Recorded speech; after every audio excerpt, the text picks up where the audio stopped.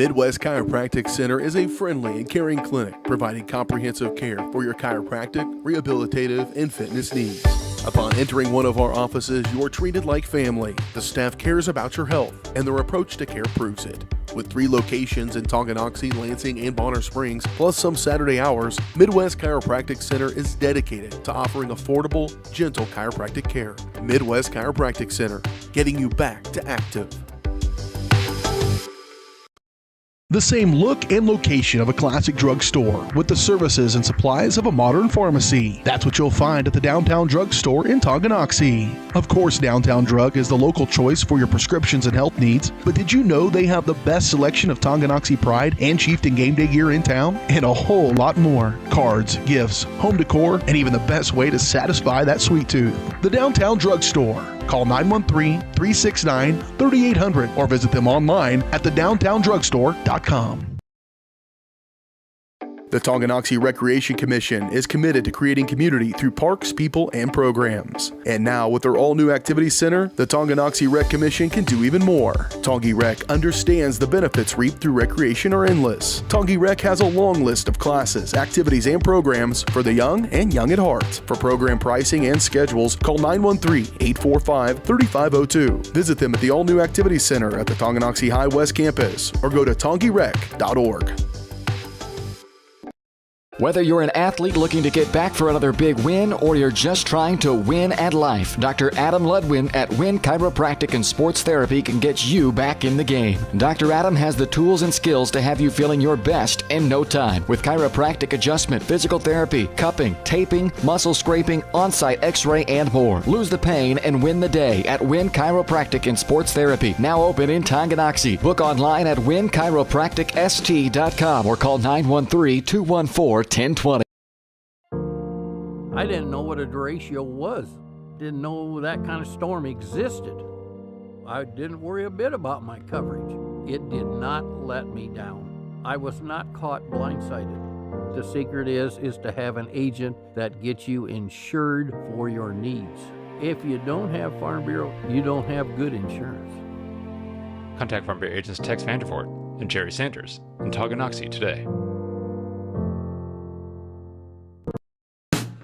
Hey folks, save $1,000 on your interior painting project this winter. Hire Absolute Painting during November through February and qualify for 10% off your project, a free paint upgrade, and a free color consultation to make sure you choose the perfect colors to transform your home. This amazing offer only lasts until our winter calendar is booked and spots are filling up fast. Call now and save $1,000 on your interior project. No money down, affordable monthly payment options are available. This offer won't last long, so call now to save $1,000 on your interior project with Absolute Painting, where quality is absolute. The following is a presentation of Tonganoxie Sports Live, your new home for Chieftain Athletics.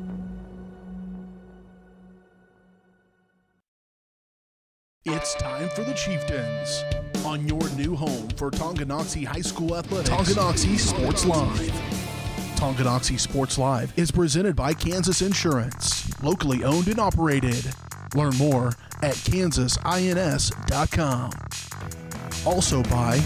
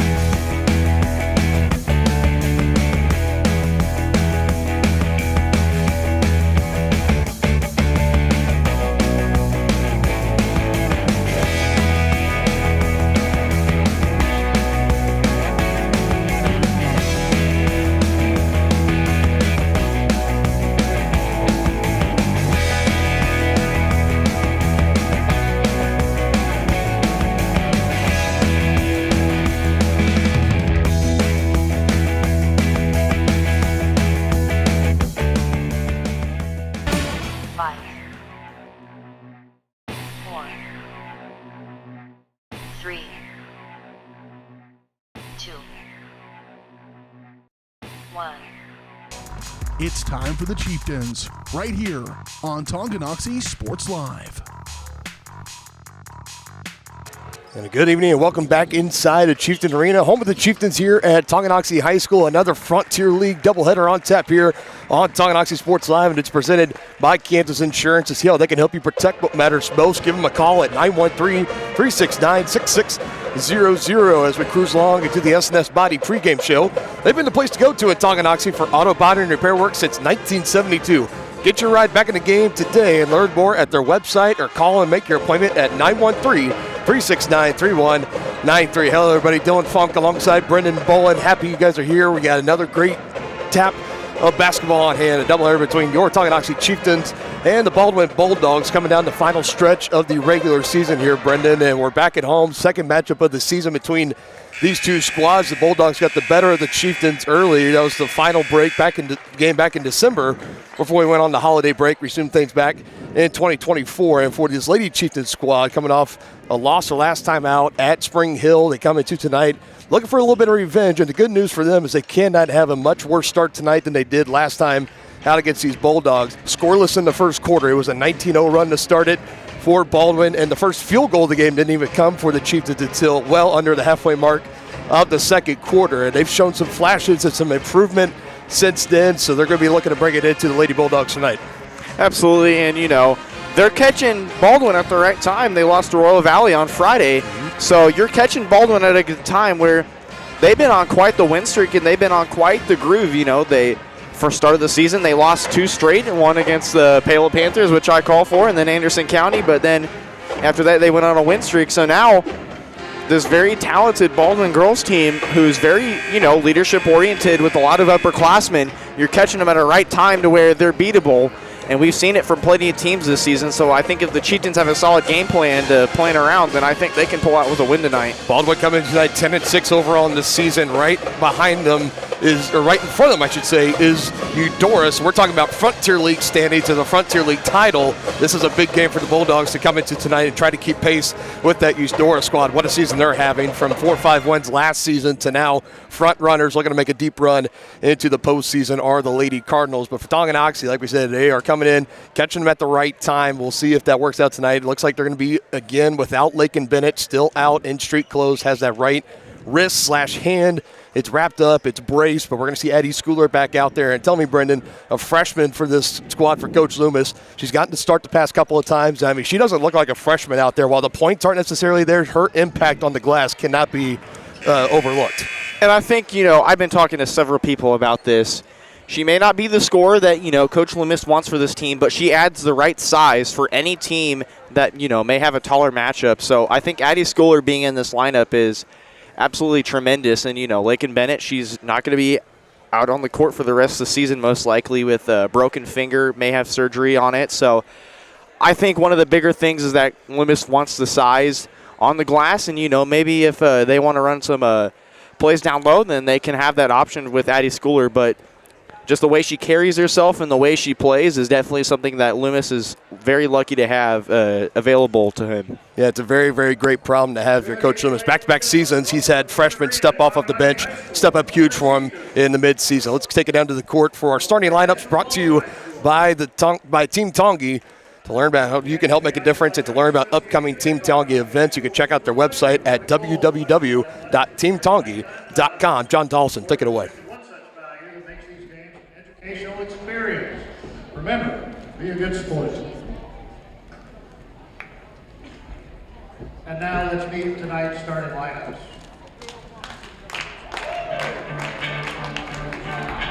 For Baldwin, number 0, 5'6" senior, Samantha Straker. For Tonganoxie, number 1, 5'2" sophomore, Alyssa Shonick. For Baldwin, number 2, 5'4" sophomore, Chloe Neufeld. For Tonganoxie, number 15, 5'2" sophomore, Emerson Maslach. For Baldwin, number 12, 5'10" senior, Alyssa Reichert. For Tonganoxie, number 21, 5'2" senior, Mariah Herrera. For Baldwin, number 13, 5'7" junior, Lauren Bird. For Tonganoxie, number 33, a 6-foot freshman, Addie Schooler. Baldwin, number 32, a 5'3" senior, Bailey Smith. And for Tonganoxie, number 34, a 5'6" senior, Sage Isaacs. Head coaches for this evening's game, for Baldwin, Eric Tooth, and for Tonganoxie, Nick Loomis. We are ready to get things started here on Tonganoxie Sports Live. Game one of our doubleheader between the Bulldogs and the Chieftains is coming up next right here. And the starting lineup tonight is brought to you by Lynch Real Estate, your hometown real estate company that will help you buy your first home all the way to your dream home, and they'll make your real estate dreams come true. Visit Dan Lynch and his team today in Tonganoxie. Opening tip-off in the center, Schooler, the freshman, will step in there for Tonganoxie. It'll be Reichard for the Bulldogs.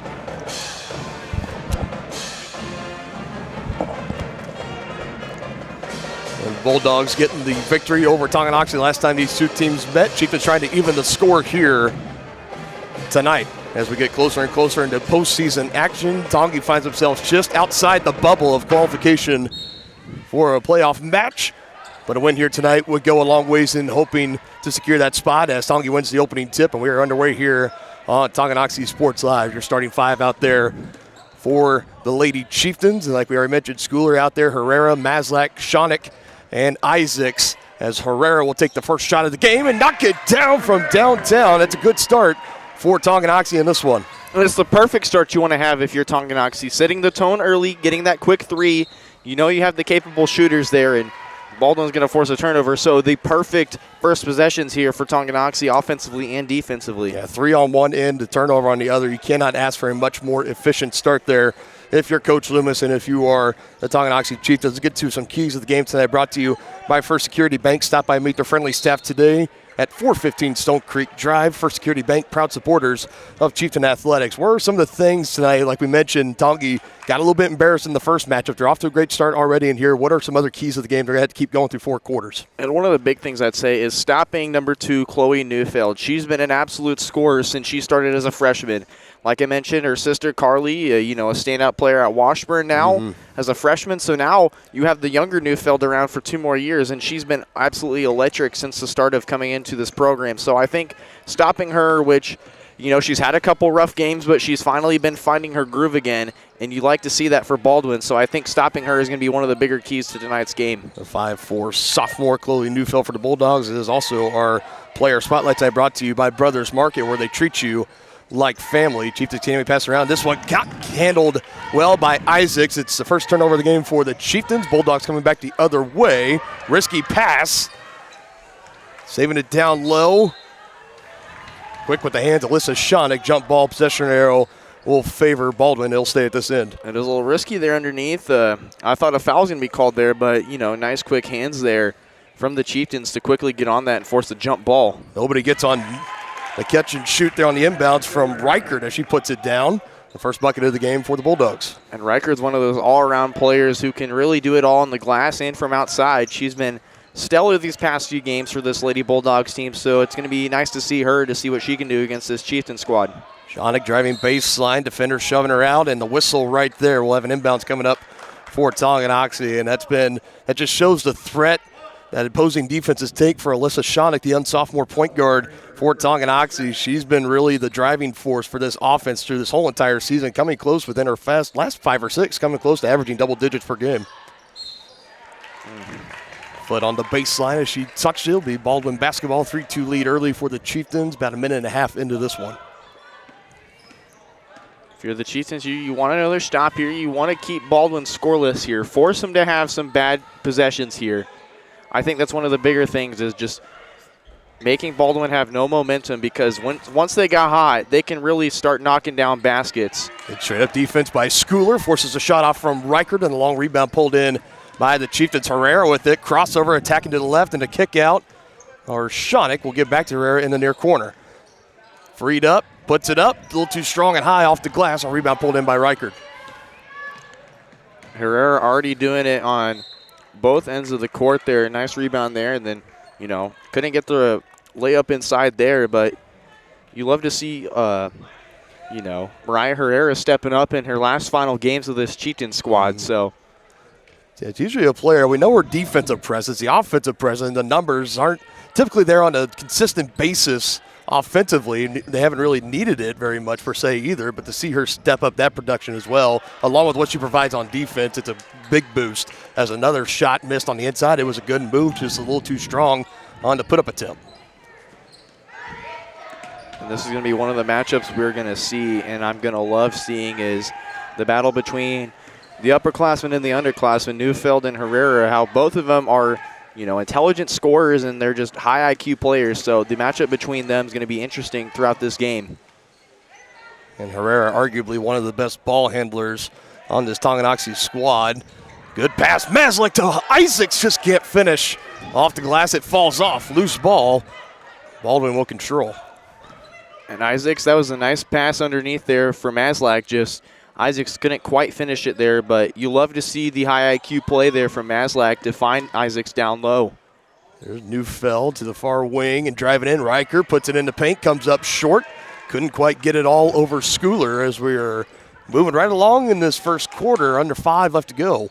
And a 3-2 score for the Chieftains. They have to get it across the timeline here quick, and they do. Neufeld really, you know, poking away from Herrera. They're going to call a charge there. Shawnick's in disbelief. I didn't see a charge there either, but. Yeah, it wasn't necessarily the charge. I think that slight extension of the arm, though. She did a little bit with the left arm, trying to get that space. And we've seen the officials as of late. They've been on top of that the past couple of weeks, and it shows right here early in this one. First team foul of the game for Tonganoxie. And you see Audrey Searle checking in, running right down to the paint across your screen there. She's been one of the more reliable scorers off the bench for this Baldwin squad. So nobody underneath. Isaac's fighting for it. There's a body underneath. And Audrey Searle, like we mentioned, number 15. Nobody underneath. Try to box her out. Chieftains catch a little bit of a break. She didn't get it and go right back up. Would have been an easy 2 and given the Bulldogs their first lead of the game, but we'll have an inbounds set up for Wright as she gets it in, and a travel called on Reichert. Another turnover forced in this game for Baldwin. And one of the things this Bulldog squad does so well is the way they're able to run an offense and find the open spaces. I think most teams have struggled to do that there, and, you know, they're going to call a foul there. That's an easy foul, identifiable there. Mm-hmm. Not a lot of space given to the Chieftains trying to run an inbounds play there, so got to be careful there. It's also worth noting it's already the 3rd team foul this quarter for Baldwin. 4:15 still left to play. Shawnick double team pressure in. Neufeld trying to knock it loose. It's a jump ball. Quick whistle bailing out the Chieftains there. They'll keep possession as another Bulldog will sub back in. It's Berg, number 13, will come in for Reichert.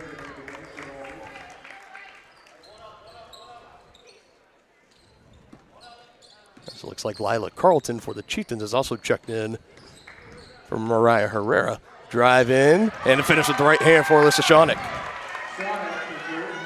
And we love to see that drive from Shawnick, just being aggressive, attacking the basket there. I feel like that's one of the keys that the Chieftains really need to do is just be more aggressive attacking the basket, because Baldwin's paint defense, it hasn't been the greatest, but it's been something that teams have definitely been trying to find to attack. Squaring the shoulders up, lets it go down. That's right, seeing her first shot, her first three-pointer go down, her second put up in the game. Yeah, it's got us knotted up at 5, our first tie of the game. And just a little bit over the head of Carlton there. One of the first options off the bench for the Chieftains. She can do it all. She's one of the more well-rounded players on this Chieftains squad. You don't see her much off the bench, but she's been, you know, one of the players that Loomis loves to rely on if, you know, short of hand on the bench. Good defense down low. Recovery from Schooler. Falls, as the shot falls short. And Baldwin crowd and the bench as well, calling for a travel there. Not going to get it. Schooler underneath, fouled, will go to the line for 2. Potential big break there for the Chieftains. And I'm surprised they didn't whistle that there.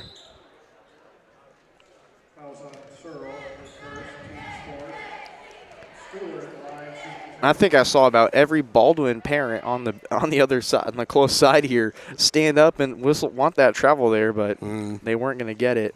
And their head coach wanted it too. You see him getting a word from the official saying, let's try not to do that. Let's just call me over during the timeouts. I'll try to give you an explanation. But he was furious. And quite frankly, I don't, can't blame him necessarily. Coach Eric Toot for the Bulldogs. Schooler missing the first attempt, trying to come back on the second, give the Chieftains back the lead, and it rattles home.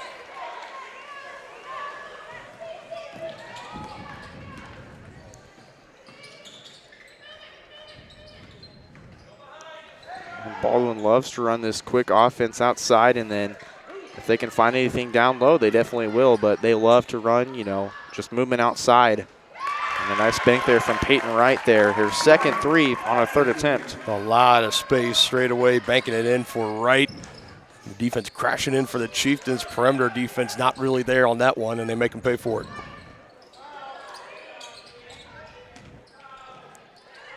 And a nice take there from Maslak. Just trying to attack the basket just a little bit too strong on the glass. Smith collides with Isaacs. There's the 15th foul of the quarter for the Bulldogs. We're still 2:25 left to play in the first period, down by 2. That could be a big boost for the Chieftains. We'll see how much they can take advantage of it. Second foul of the game for Smith. She will come out for a moment. I believe Neufeld also got checked out as well, and she did. Beat Neufeld and Bailey Smith, so be Kyan Frost and Emmy Nye to check in for Baldwin.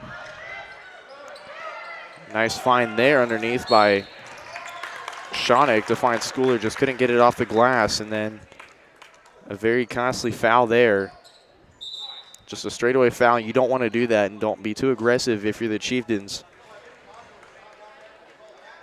As for Shawnick, it's going to be her second of the game as well. Coach Loomis still having some words. Not really happy with the call. Shawnick will be forced out of the game early here for the Chieftains. Down by 2, 8-6 at Baldwin, coming in on 2 minutes left to go in the opening quarter. Loomis is one of those coaches who will stand up for his players if need be. And he's talked to me about it several times before. So I think, having both coaches saying a word about the refereeing tonight, it's, they got to settle down and, let the referees make the call this there. So I think one of the key things is not getting a technical foul too early at the wrong time there. I remember earlier in this season, it was a home matchup against Christ Prep for these Lady Chieftains here at home, and it was in the first quarter. It was a call that a couple of them again go the way of the Chieftains, and Coach Loomis collected his first tee of the game really early there, and that was kind of set the tone the rest of the game, and I let the Lady Chieftains know, hey, our coach, he's willing to fight and go to bat for us this early in the game over that kind of call. They love playing for a guy like that, undoubtedly. Maslak's going to be called for her first foul.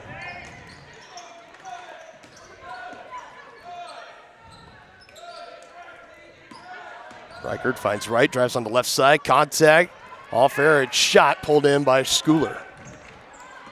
It's been quite the aggressive game so far, and you love to see the referees kind of just letting it play on a little bit. I mean, they have picked up the whistle here and there, but it's nice to see the referees are letting these girls play and go at it here. On that one, Schooler trying to tip it out to Maslak as she was closing in on it right through her hands, and her empty possession and a turnover for Tonganoxie. Baldwin basketballs. We're closing in on the final minute of the opening quarter.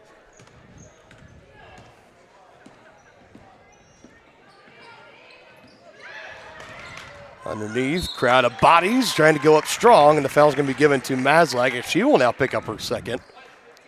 And both the sophomore phenoms have picked up 2 fouls early on in this quarter.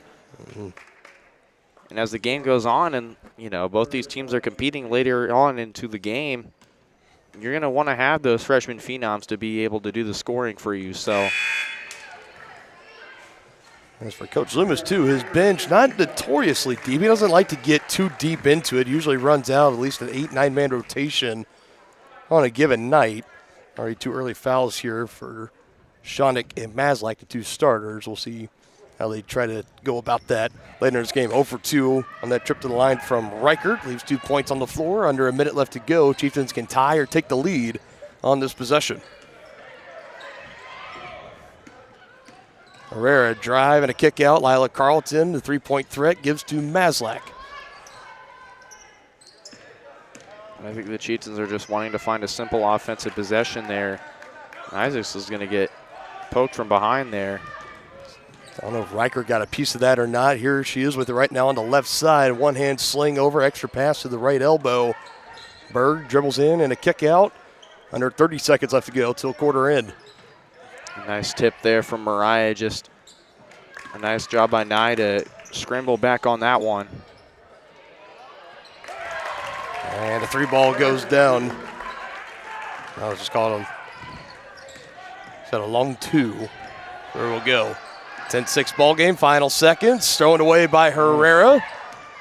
And good if it goes. It's going to be short and off to the left. A little bit of a staggering end to that first quarter for the Chieftains. Down by 4 as we head to the second here. You're watching Chieftain basketball on Tonganoxie Sports Live. Are you ready for a mouth-watering journey down memory lane? Introducing Flashbacks. Start your day off right with our fluffy pancakes, omelets, or a cinnamon roll. For lunch, sink your teeth into our juicy made-to-order burgers, Philly cheese, and more. Flashbacks' friendly staff and welcoming atmosphere make every visit a delight, and their menu is filled with comfort food that will give you those warm, delicious flashbacks. Visit them today in downtown Tonganoxie, open 7 days a week from 7 a.m. to 12:30 p.m. Shop local and save at Brothers Market in Tonganoxie, where we treat you like family. Brothers Market has great everyday deals throughout the store. Enjoy fresh cut steaks from the meat department, the freshest fruits and vegetables from the produce aisle, and savor the flavors from the bakery. Check out their weekly ad to get the best deals on what you need. From apples to aspirin, Cool Whip to cool crisp lettuce. Brothers Market, open daily. Learn more at shopbrothersmarket.com.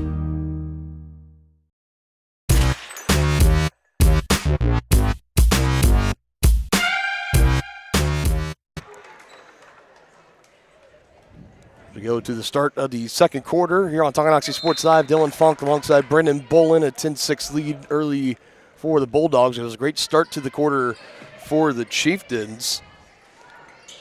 Bulldogs finishing strong, able to hold a 4-point advantage right now. Right, just knocked down her shot upper for 3. So far, 50% on the night for her. So interesting to see that she's still going to try and shoot the 3 ball, which, you know, I've seen her in several games, whether it be against Paola or against here. If she has the space, she's going to shoot that 3 ball. And I think at the percentage she's at right now, I don't think the Chieftains are too worried about letting her have those shots because they haven't been able to knock it down consistently. And you got a sharpshooter like that. If she can get hot and stay hot, you don't want her confidence to dip early. Good to let her try to keep firing away. Reichert, they kick out. Berg, shot is up, does not go. Rebound pulled in by Shanik. That last shot actually put up by Searle, number 15. Like if you're the Chieftains, you want to slow the tempo down to start the quarter. You don't want to play too fast and play too hurried, although Baldwin's been pretty aggressive here early on their offensive possessions. You're down 4 and you have plenty of time to try and format a comeback. So I think slowing down the tempo and not playing so hurried and quick is the key for this Chieftains team so far to start this quarter.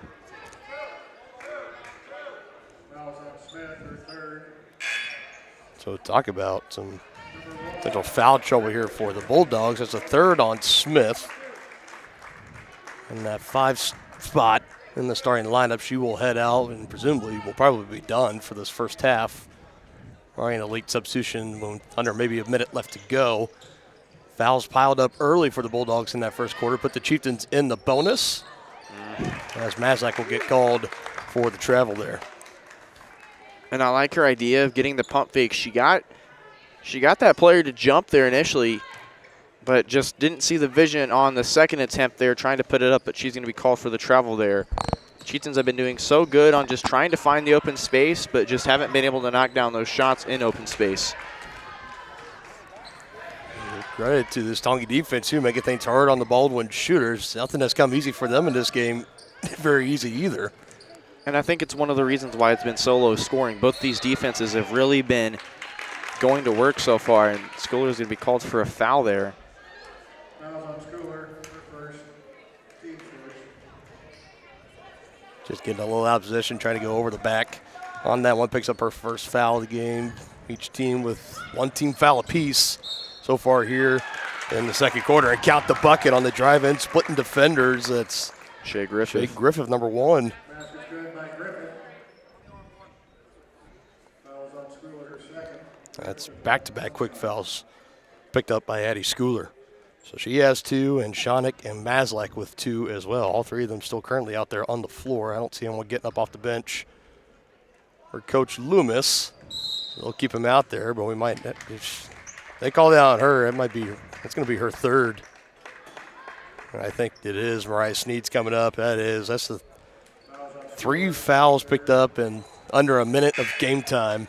42 Sneed in the game for Tonganoxie. So Mariah Sneed will check in, and Addie Schooler will head out. And that's the second bench player. You know, you've seen Carleton the whole first quarter. I think Loomis is just waiting for the right opportunity to put in another player off his bench. And a nice steal there from Shonik. Nothing new. Shonik with the quick hands, getting the steal, gives it to the right side to Maslak, trying to go up strong with it. Jump ball is the initial call. Griffith was the one that got her hands in there. They'll keep it down here with the Chieftains now down by 6.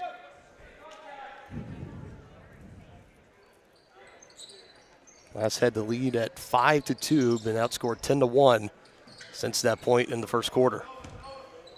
Shonik will try to break it. 3 ball in the way. A little short, just barely grazes the rim, and a rebound pulled underneath by Berg.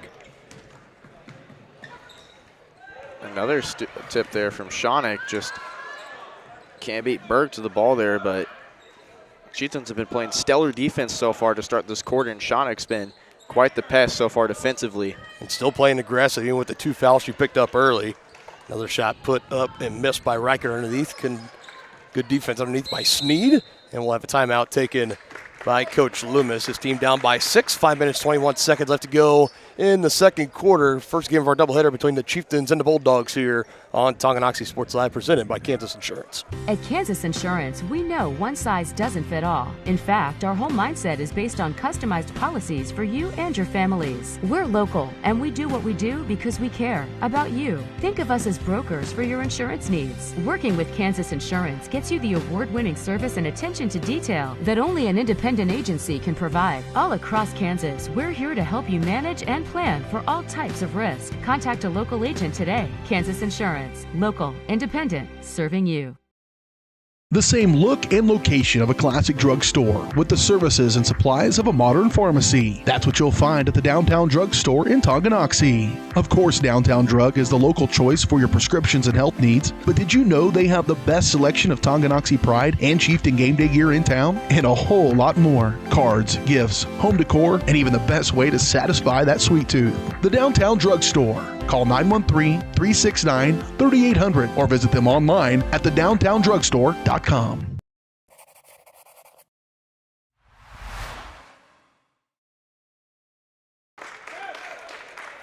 We'll see what Coach Loomis tried to draw up during that full timeout he took, his first of the game. His team down by 6, 12-6. 5:21 still have to play in the second quarter. Offense started out pretty hot. It was the first 3 ball of the game that went down from Mariah Herrera, got the scoring started, and a field goal for Alyssa Shonik. Can't quite bank that one in. Tipped out. It'll stay down here with the Chieftains. And ever since then, it was a 5-2 ball game, and it has been all Bulldogs right now, currently in the middle of a 10-1 run. As the Chieftains trying to put an end to that here, and even with it feels like all things necessarily have been going wrong as of the past few minutes here into the second quarter for Tongi. Still only a 6-point ball game. They've been doing great defensively, just need to get it going on offense. And I think one of those things that needs to happen is just, you know, they've been using the glass really well and really, you know, to their advantage, but they've just been going so strong off of it. And Baldwin's been doing a nice job forcing the turnovers, hence why it's such a low-scoring game. So I think with the Chieftains, they're still doing a great job just finding the open passes. I think if they're just a little, you know, less aggressive on the glass there, not forcing it too much there, as it's going to ricochet off there, I think it'll work out in the end for the Chieftains and put up some more points there. But the Chieftains, I don't think they're definitely lost. I think it's just they got to find the right thing to put it together. After making their first from downtown, they've been 0 for 4 since, and a foul underneath by Sneed trying to battle for that loose ball. I think the thing that stood out to me the most is a lot of the 50-50 balls, the balls that have been put on the ground so far in this game. The Chieftains, they've been the ones that have been diving on it compared to the ones trying to just bend over and pick them up, and that's a big advantage in this sport. And when you're so aggressive on trying to win those balls, it's going to be one of the better reasons that you're able to go down the court and score. That shot a little too strong from Newfield. 3 straight misses now from downtown for the Bulldogs, still up by 6. And the perimeter shots, they've only made 2 so far out of the 5 they've attempted. And Shonick, she's able to erase the narrative on the other side for the Chieftains there. So big one for her, first of the game. She's got 5, leading scorer for Tonganoxie. Isaacs is going to be rung up for a foul here.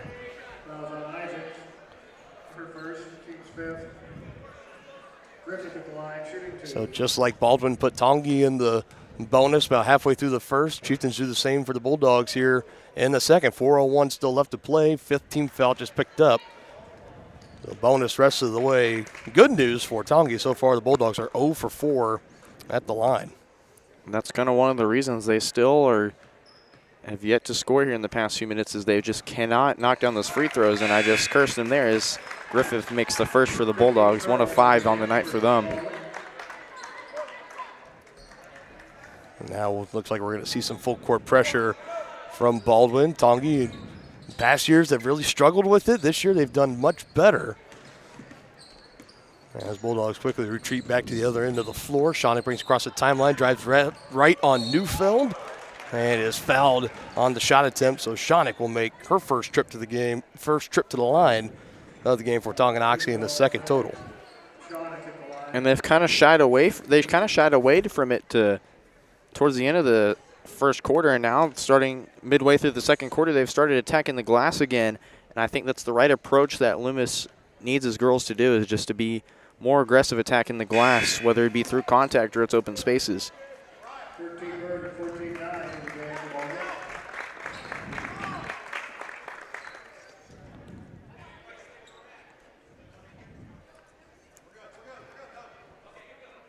And Sneed's going to be the one to push back. Trying to bring back a 1-possession game at the line for Alyssa Shonick. Missing on the front end, second one on the way, and good.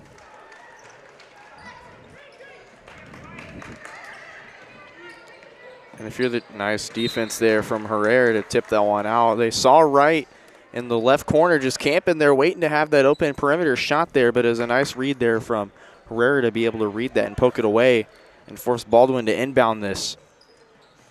Quick inactive with the hands tonight, or this Tonganoxie defense still battling, only down by 3. Another one, that's Shonick again. And I think the reason the Chieftains are not, wanting to go with the full court press just yet is because they've been doing so good on their side of the court playing defense and forcing Baldwin to take the perimeter shot. So if I'm Coach Loomis, I'd still be happy with the game plan of not trying to put the full court pressure on, but just forcing Baldwin to force those outside shots. That was a great drive by Shonick. Just can't finish with the right hand on the left side. Over jumping the pass is Mazlak, still on the floor. Now a drive in, put up with the right hand is left short. Right 3 ball on the way, does not go. Third chance here for the Bulldogs, but it's put on the floor. It's ricocheted off a sneaker, and the Chieftains catch another break. Nice find there.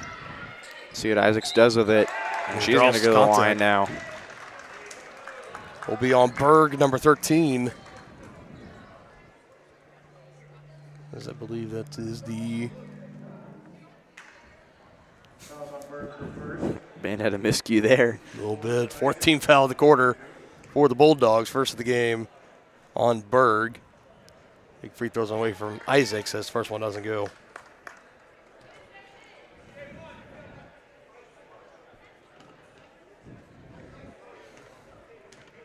And Chieftains will send everybody back now. Isaacs can't knock down that second one. 2 of 6 on the night for Tongi, and only. I think another reason why they're so hesitant to put that full court press out is you have Baldwin in the bonus, so any foul committed, it's going to send them to the line. And if you're trusting yourself on your end of the court to play some stellar defense like they have. Johnny, good pivot and the finish. And just like that, 1-point ball game. Coach Toot wants a full timeout here. Defense turning into offense for the Chieftains. Shawnick knocking it loose, taking it back the other way, collects the bucket on the other end, has her team back within 1. You're watching Lady Chieftain basketball on Tonganoxie Sports Live. What's up, guys? I'm Brendan Bolin, and this is T-Town Talk. Gets the snap from Fisher, fakes the handoff Bruce, and looks right, deep ball, lofting into the end zone. It's caught! Touchdown, Chieftains! Here comes Maslak down the court, dribbling on Springer, kicks it at the Shawnick, pops the 3 from the right corner, gets it to go! Back up top to Zakai Glover, feeds it inside to Carlton, nice power dribble underneath and gets it to go. Join me every Friday at 7 a.m. for your exclusive Chieftain sports news and more on our exclusive home on Spotify.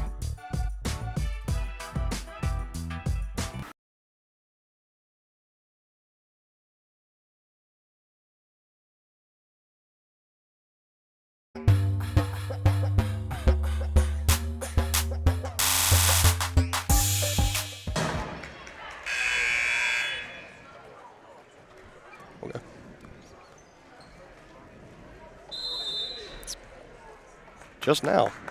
Hearing that, too. 2 minutes left to go. We do want to retract in the pregame show. Mentioned that Royal Valley got the win over Baldwin. Baldwin, in fact, did get the win over Royal Valley. And that's why you should never trust Max Preps. That's a prime reason. It's happened to the best of us. It's all good. Apologize to all the Baldwin fans tuning in tonight. A simulcast tonight. Turnover there. I got that mark as the 7th turnover this game for Baldwin.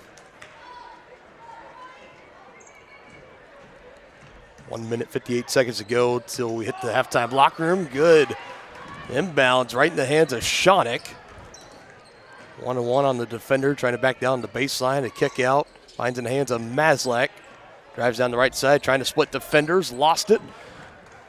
And a rebound collected by Berg near the baseline. Maslak was hoping for a foul there.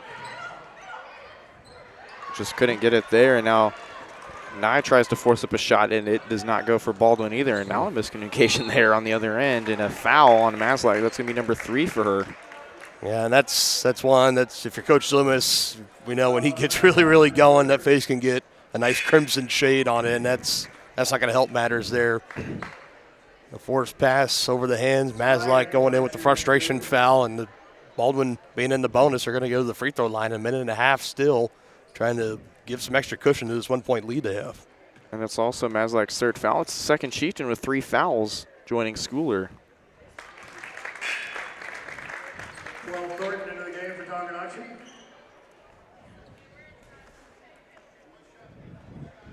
Kayla Thornton, a 5'2 junior, now will check in for the first time. And some early foul trouble here for Coach Loomis. We'll see how they address that. Coming out of the halftime locker room as Wright knocks down both her attempts at the line.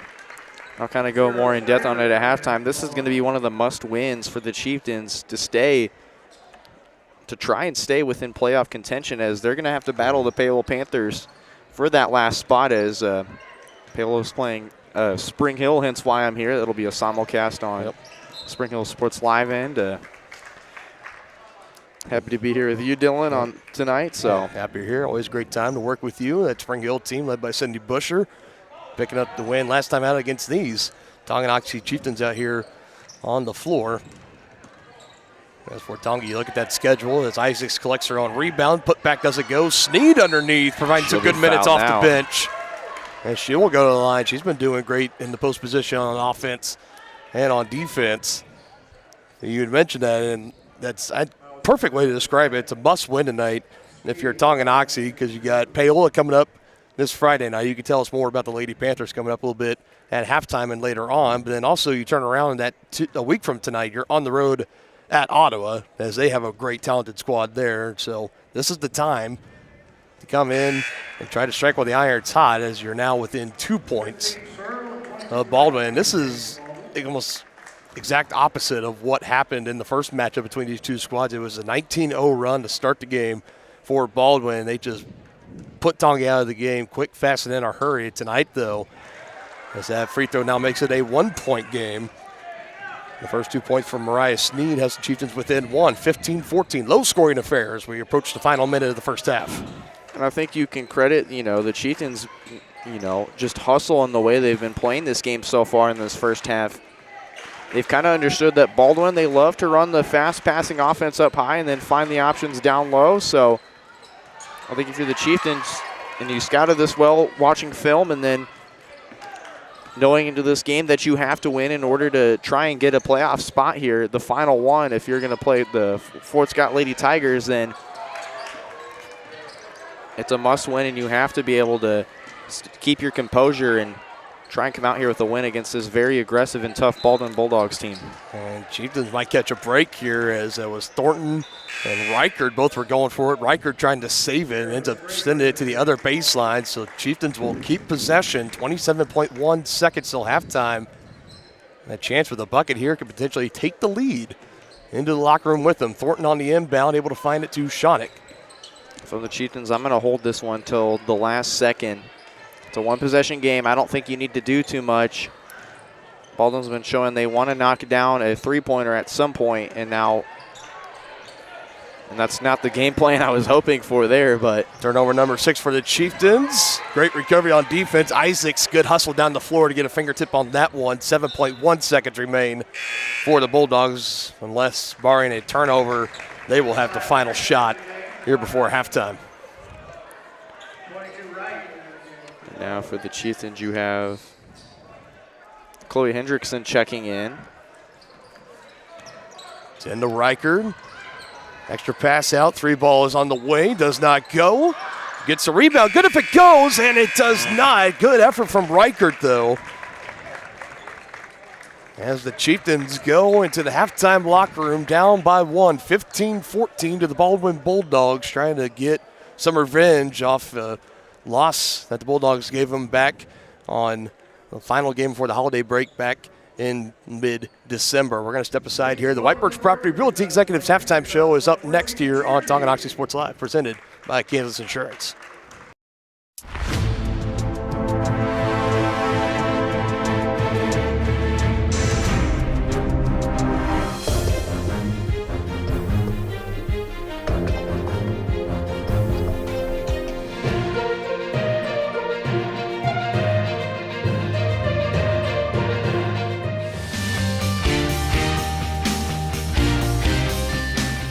For a winning team, contact White Birch Properties, the real estate MVPs.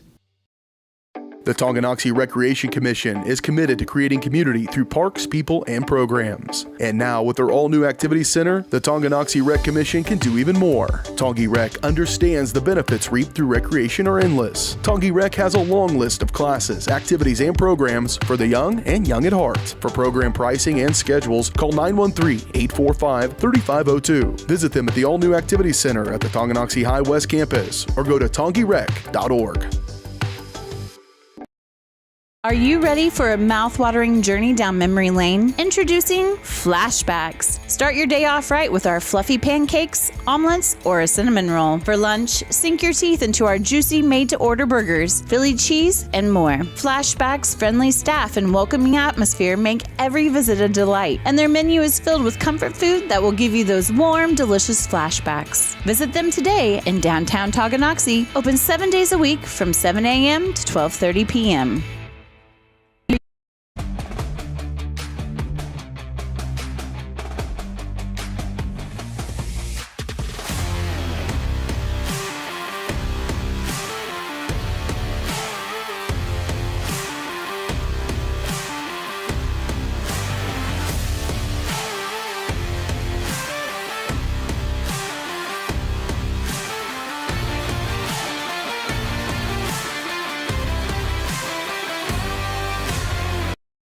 Transform the look and feel of your home with the perfect flooring from Midwest Carpet Center in downtown Tonganoxie. Discover a world of exquisite carpets, stunning hardwoods, and luxurious vinyl. With over 20 years of trusted service, they are your local flooring experts. And they're so much more than just carpet. Shop a variety of styles from quality brands like Shaw, Anderson Tuftex, Hortec, and so much more. From cozy living rooms to elegant bedrooms, sleek kitchens to stunning baths, you'll find it all at Midwest Carpet Center. Explore online at MidwestCarpetCenter.com. For more than 20 years, Gherkin Rental has been the place to go to get the job done in eastern Kansas and western Missouri. With a huge selection of quality equipment, from roll-offs to trailers, telehandlers to generators, power washers to popcorn makers. Experienced equipment professionals and clean, well-maintained tools to help you get the job done right the first time. Gherkin Rental. Stop by any of their 13 locations across the KC Metro or call 855-GHERKINS. That's 855-437-5367.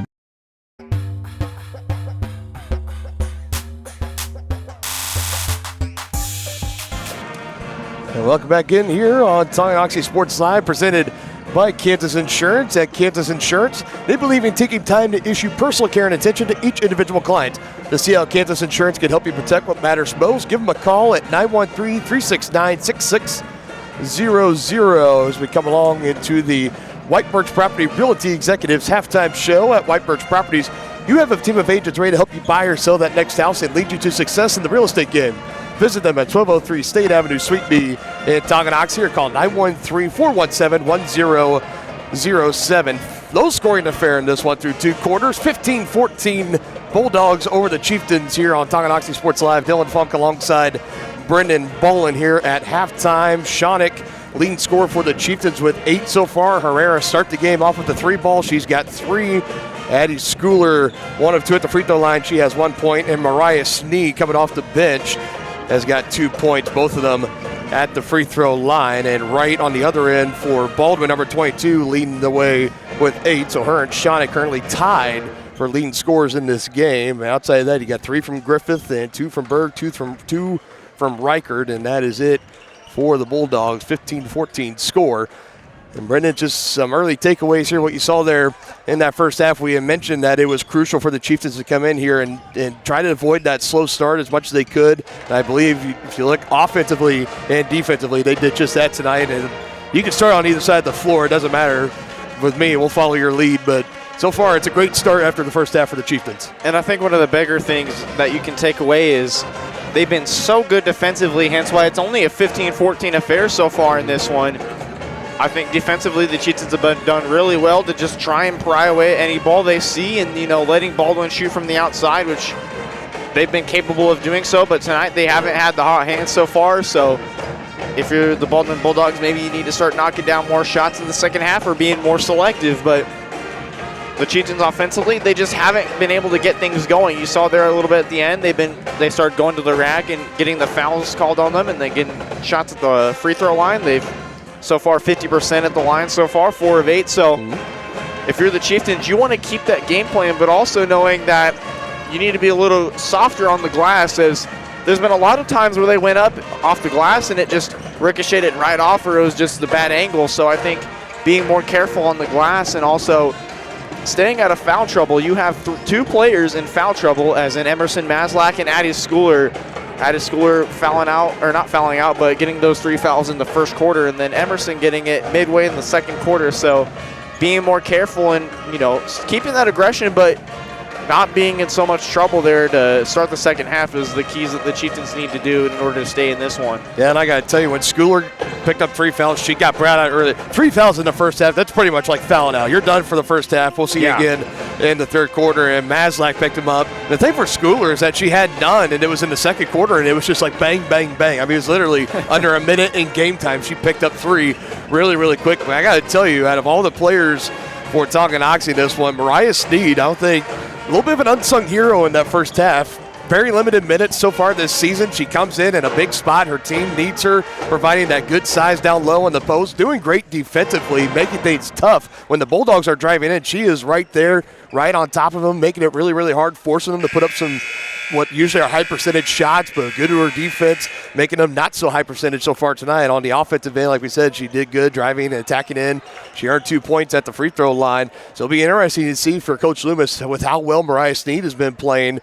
I imagine he's going to come out. I imagine the starting five will be back out there, including Schooler and including Maslak. But I think it's ensuring for him to know that if Schooler does happen to pick up that fourth or whatever, he knows that 42 coming off the bench, she's going to be ready to go. She had a great first half. Absolutely, and I think Loomis may have to go deeper into his bench. You saw Lila Carlson was the only sub in the first quarter.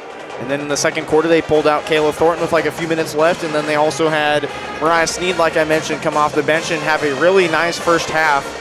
Only having 2 points, but like you mentioned, she's been everywhere defensively and has been one of the better rebounding players for this squad. So I think giving her more minutes in the second half with what she's done so far for this Lady Chieftains squad, being the unsung hero she's been, it's going to be really beneficial to know that Loomis is still going to have the size regardless if Schooler fouls out or not. And if Schooler needs a break, he's got Mariah Herrera to pull off. So.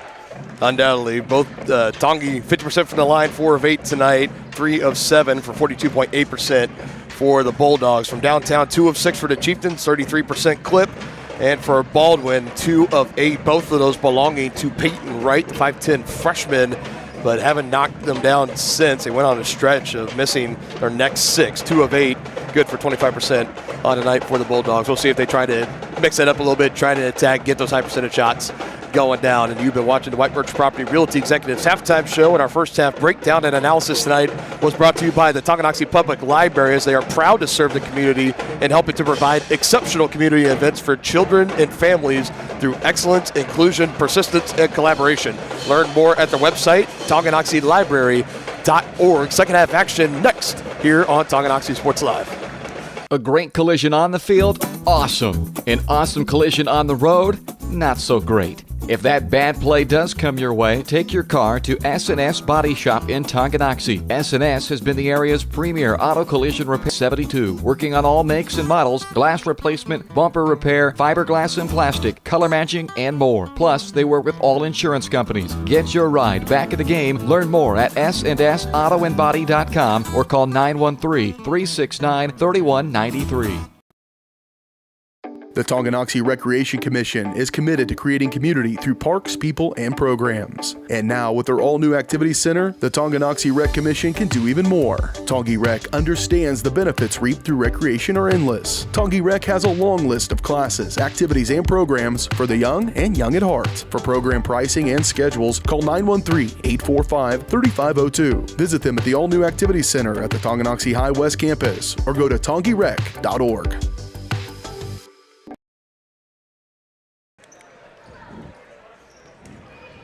Bulldogs open up the third quarter with the basketball with a 1-point lead, 15-14. Both offenses trying to get clicking here in the second half. We'll see Riker put up a shot, no good. Another decent look down low, but a second chance opportunity. This is Neufeld through multiple defenders, high off the glass. That one doesn't go. And rebound pulled in by Shawnick, knocked loose in front of the Baldwin bench. I got to tell you, that's a quick whistle for a jump ball. It's possession arrow for Tongi anyways, but and both teams have not been afraid to get the hand in there on defense, knocking the ball loose, getting down on the floor for the 50-50 balls. It's been a tight contest. This is what you think of if you look up in the dictionary, Frontier League basketball. This is what's going to pop up. And it's one of those leagues where there's some nights where it's, a blowout scoring affair, but most of the games that I've seen so far this season from Frontier League opponents is tight scoring, hard-nosed basketball, and we're seeing that right now in front of our very eyes as Baldwin's still trying to keep on their winning ways, while the Chieftains, they're fighting for more than just a win. They're fighting for a playoff spot here we're talking about. So I think knowing what's at stake and also knowing that Baldwin's going to be that aggressive team that they've always been, it's going to be very interesting to see how this one will wrap up here. And the near court thought about taking the three. Will hold off. Riker now has it. Going to drive baseline in on Schooler. Got to be careful with those 3 fouls. Went through the legs of Scrapper at first. Now she puts a 3 ball up. Does not go. Rebound underneath. Berg knocked loose. And it'll stay down here with the Bulldogs. Rightfully called by the official. We've been talking a lot. You can go to Keisha and you can look up the boys and girls basketball standings, and you just go to 4A.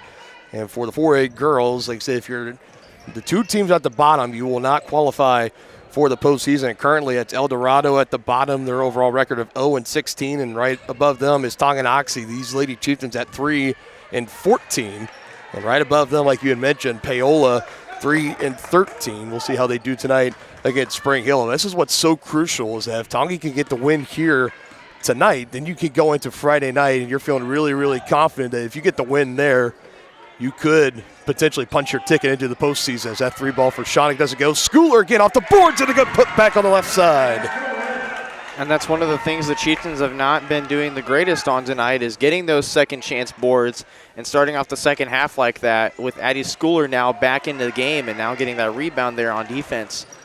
Chieftains back with the lead, their first lead since it was 5-2 in the first quarter, only our second lead change. For the Chieftains, you want to play with a more controlled and steady tempo. You don't want to force anything up. That's going to be a bad shot, so. That's the 10th turnover of the game now for Tongi. Good extra pass. Neufeld is fouled and count the bucket. She shows off the energy. The good give from Reichard. Bulldogs coming back in transition. And that's her first basket of the game. And now Maslak's down to 4 fouls. And if you're the Chieftains, you're in a very tight spot here. Loomis will send Sneed and Maslak into the game. So now if you're Maslak, it's definitely interesting to see how she's going to come back into the game on a limited basis now, having 4 fouls. And she's been very aggressive this season. And with her being in that situation she's in now, it's definitely not the best situation you want to be in if you're Coach Loomis. No, definitely not.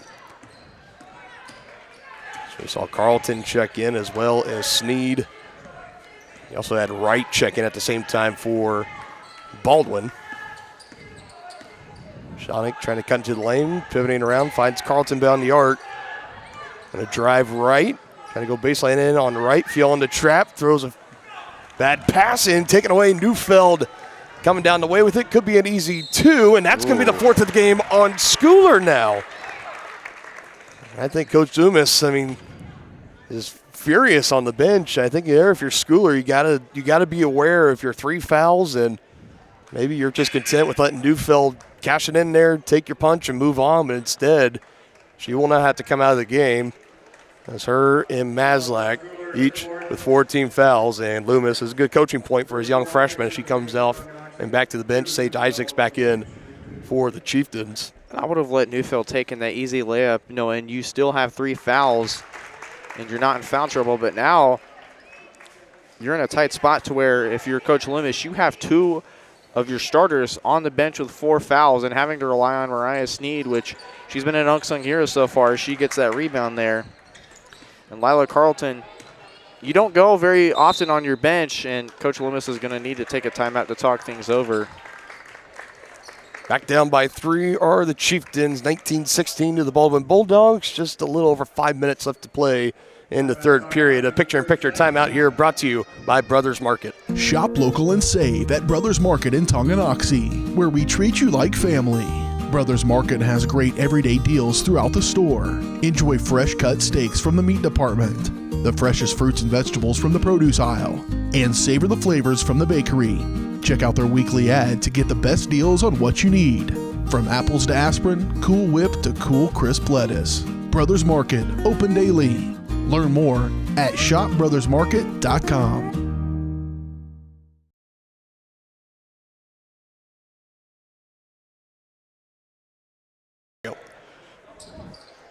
Just only a 30-second timeout taken by the Chieftains. Baldwin back in front, 19-16.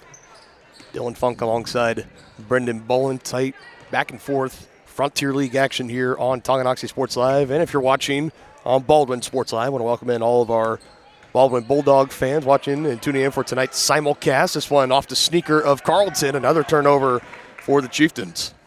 And here comes Baldwin to push the pace. Right with the left side, does not go. And Sneed batting it around, eventually controlled by Herrera. Now it's with Shawnick.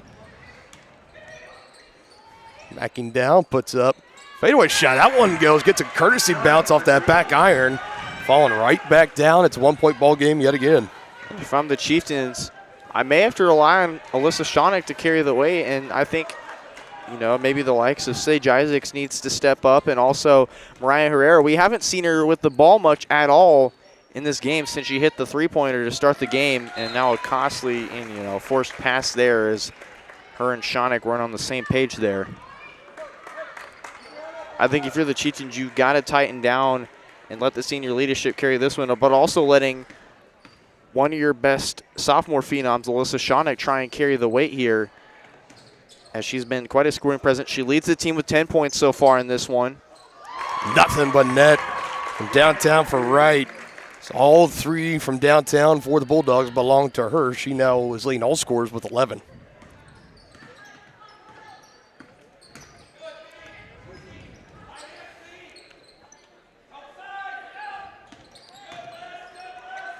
Isaacs kick out to Shonik, going to try to drive in.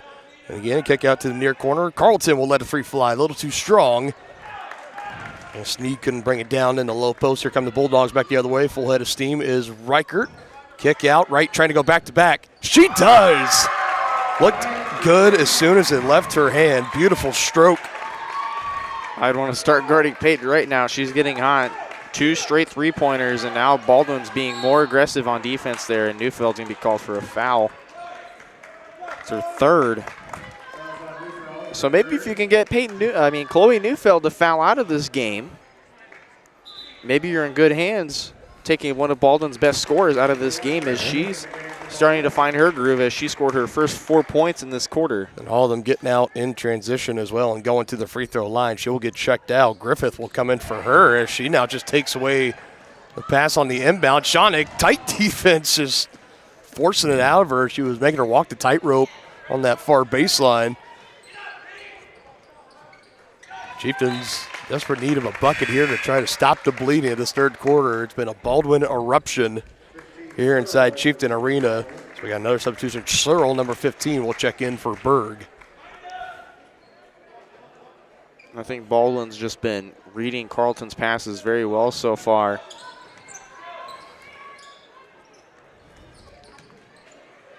She's been a very solid player. Shonik, 3-ball, too strong. Herrera trying to save it, but can't quite do it. Searle is there to control. Poked loose. It's still Bulldog basketball. A nice pressure situation there from Mariah Herrera. Forcing Searle to throw it in, and Baldwin to try and reset themselves here. Again, Chieftains retook the lead 16-15 and have been outscored 10-2 again. Eerily similar to the run the Bulldogs went on in the first half to take the lead. Walking with it before she put that shot up was Griffith. I think one of the things that is going to hurt Baldwin is not having Neufeld, who's normally the one to run the floor for this Bulldogs team, in which they're now going to put a full court press here on the Chieftains, try and force the Chieftains to give some more turnovers up. They have 5 to start this third quarter. And in double digits in the game as well. Shonik gets past Griffith. Right hand floater is good. Shonik's now starting to try and not shy away from driving into the paint. The dribble drive's been very effective for the Chieftains throughout this game. And I think they need to start resorting back to it to try and get a run back in this one. That's the vast majority of the game so far this season for Tonganoxie. Good things tend to happen when they try to drive in and get aggressive inside the paint. Right doing that here, saved by Griffith into the hands of Mariah Herrera.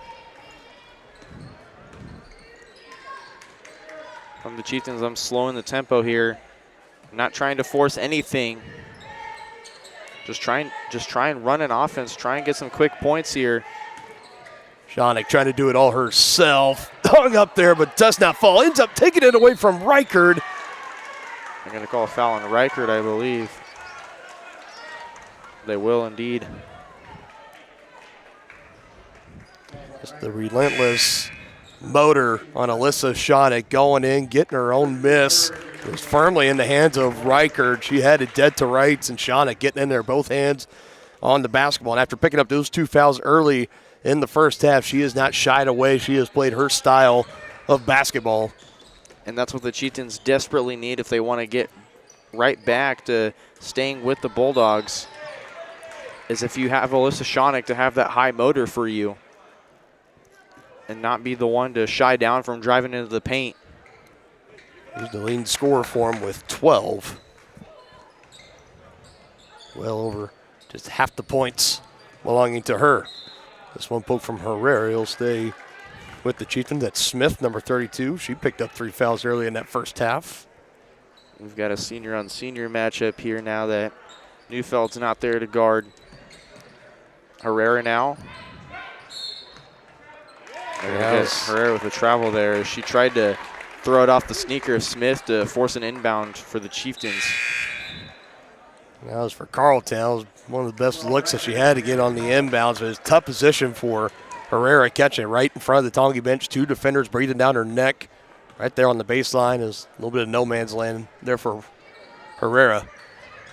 14th turnover of the game for the Chieftains. Still down by 5. Reichert will drive in from the near corner. Stops. Defense closes in as she walked with it. Back-to-back turnovers for both teams. Now Emerson Maslak will check back into the game. Remember, she's got to play real careful. One more foul for her. She will foul out with 4 personal. Coming in, Addie Schooler still on the bench for the Chieftains.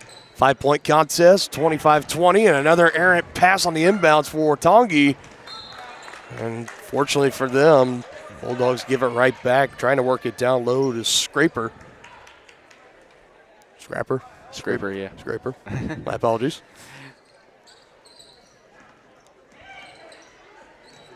Baldwin's just been using that full court press to their advantage, but they're still not getting the basketball right into the net there. Well, if you're Tonganoxie right now, you're looking at the turnovers and the way that Baldwin's been able to get back and the easy looks they've had on them. You are very fortunate. This is only a 5-point contest. Maslak on the drive with the right hand, can't finish. Sneed almost knocking it loose, but it's controlled. Just get back on defense, and Baldwin's going to probably save for that last shot. It's probably going to go in the hands of Bailey Smith or maybe Samantha Scraper, but for that, Eric Toots going to call a 30-second timeout and substitute in Neufeld and Wright. So now you have the better shooters for Baldwin to come in and take the last shot when we come back here from break. Just a 30-second timeout. We'll go ahead and keep you here for a moment. Like full timeout, I guess we'll go ahead. We'll take it with them. Both teams will get a chance to sit down. Let's pay some of our bills. You're watching Chieftain Basketball here on Tonganoxie Sports Live.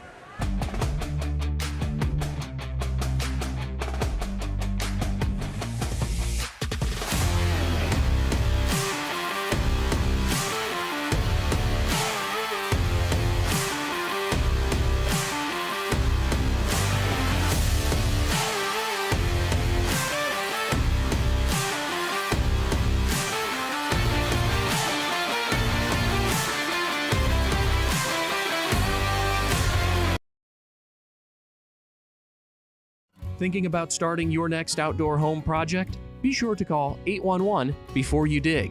After calling 811, wait a few days for utilities to mark your yard with paint or flags to avoid unintentionally hitting a utility line.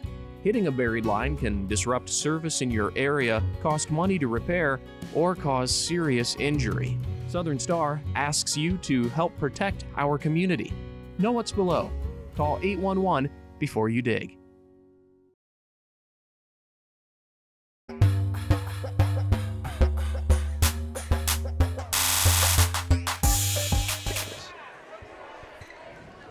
Baldwin a 5-point lead over Tonganoxie, 23.7 seconds.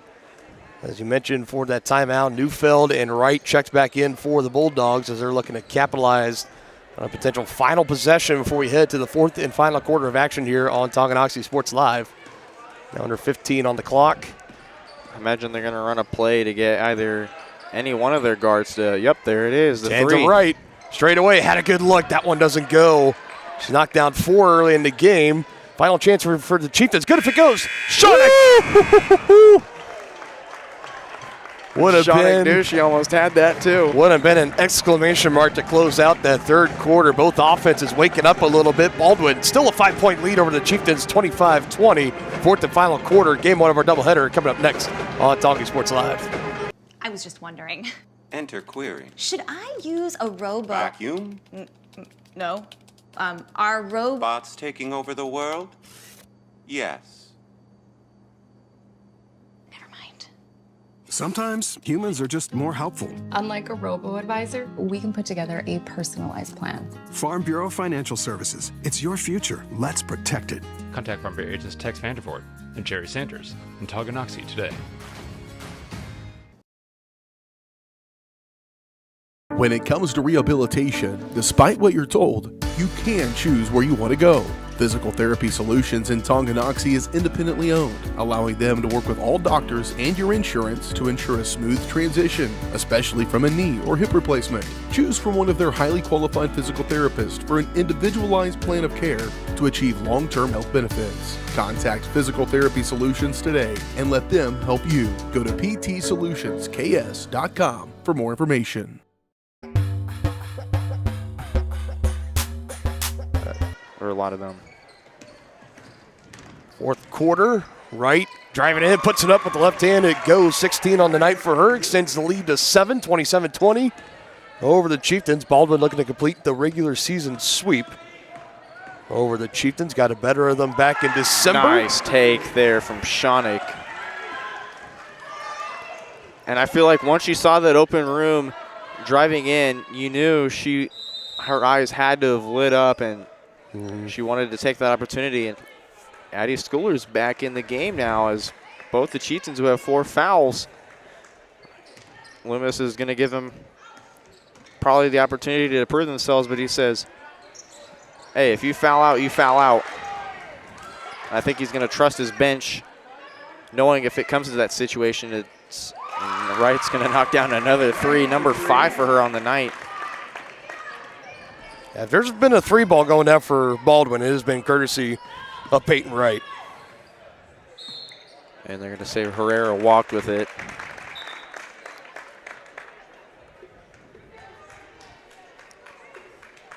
Back up to an 8-point contest. Do want to remind everybody here at the conclusion of this game, we will have the coverage of senior night tonight for all the band members and powerlifting teams. So that'll be taking place in between the boys and girls game right here on Tonganoxie Sports Live. Another kick out, another 3. This time it's for Smith. Does it go? Another offensive board. Reichard up strong, and if that's on Schooler, she's done for the night. Waiting to see it. It's going to give to Herrera instead. Both of them are in the area. It's just a question of, was that it for Schooler or the second of the game for Herrera? It's the latter. Schooler had to have taken a deep breath there, knowing it wasn't on her. Mm-hmm.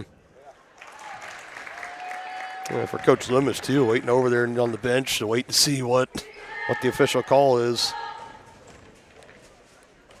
After shooting 42% in that first half, the Bulldogs have made 3 of the last 4 as they throw that one away, give it back to the Chieftains.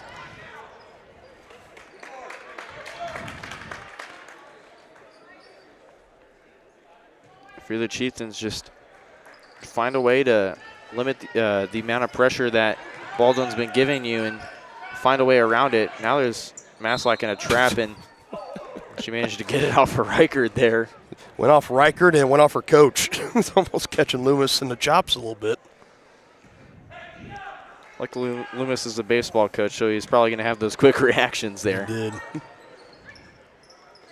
Got enough of it with his chest and shoulder. Lighten the blow. Maslack 3 on the way. Almost wedges in. It falls down for the rebound for Berg. Up the floor we go for the Bulldogs. Smith trying to fit it into Wright. Deflected, but still has it out to Neufeld. Her ball doesn't go. Driving in with the right hand. And it deflected off the hand of Isaacs, not intentionally, but she just had her arm extended out to where it just popped right into the hands of Wright and then forcing it out to Neufeld. But now Loomis wants a timeout here. Full one. His team down big here. 31-22, approaching 6 minutes left to go in the game on Tongi Sports Live. Midwest Chiropractic Center is a friendly and caring clinic providing comprehensive care for your chiropractic, rehabilitative, and fitness needs. Upon entering one of our offices, you are treated like family. The staff cares about your health, and their approach to care proves it. With 3 locations in Tonganoxie, Lansing, and Bonner Springs, plus some Saturday hours, Midwest Chiropractic Center is dedicated to offering affordable, gentle chiropractic care. Midwest Chiropractic Center, getting you back to active. For more than 15 years, Lynch Real Estate has been a leader in the KC Metro.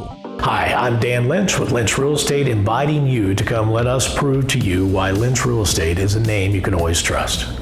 Dan and his team have built a reputation for unparalleled customer service and satisfaction by building lasting relationships. Learn more about Lynch Real Estate at lynchresidential.com or give them a call at 913-369-3000. Whether you're a first-time buyer or a high-end seller, I'm here to make it happen.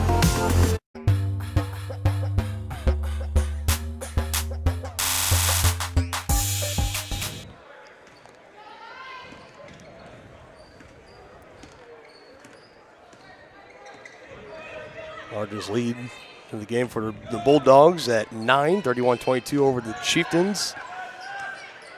Double team on Shawnick, puts the ball in the air, knocked loose, and another turnover forced by this Baldwin defense. Coming back the other way now, Wright with the kick out. Trying to go to Riker, defense closing in, Wright open here in the near corner, not looking that way. That shot doesn't go for Berg underneath. And if you're Peyton Wright, you're sitting there in this near corner, nobody near you, 3 defenders down low around the ball. You're thinking, I've made 5 of them so far. Let me go, give it to me, and let's see what happens. Doesn't end up working. Maslak's 3 on the other end. That one doesn't go. And I think one of the things that Baldwin's changed defensively is I think they're starting to now face guard Alyssa Shawnick, and whenever she has the ball, forcing her in a trap on the near sideline there. So interesting tactic to see that they're realizing that Shawnick's going to put up most of the work for the Chieftains. And Neufeld there finds a 3. And the first 3 of the game that is made outside of somebody other than Peyton Wright for the Bulldogs. That's a great tactic from the Bulldogs to force Alyssa Shawnick to try and either find somebody else or turn it over as Bailey Smith's working on her. Done such a nice job to face guard her, as now it's 10 turnovers in this second half for the Chieftains. 3-on-1 in transition, easy open bucket for Smith. 4 of the 5 starters now in scoring figures for Baldwin. It's easy when you look at the stat sheet for Tongi. 14 of the 22 points belong to her, so it makes a lot of sense. You shut her down, you get her flustered, and take her out of the equation. You're going to shut down the Chieftains, and that's exactly what has happened. The lead is now up to 14 points, 4.5 minutes left to go in regulation as Wright will get checked out along with Reichard for Baldwin. And we had Maslak also come off on that last time out for the Chieftains. Herrera, late kick out to Carlton, likes to go to Isaac. She attacks on the right side and is fouled. And the first trip to the free throw line of the half for Tonganoxie. Had 4 in the first half and shot 50%.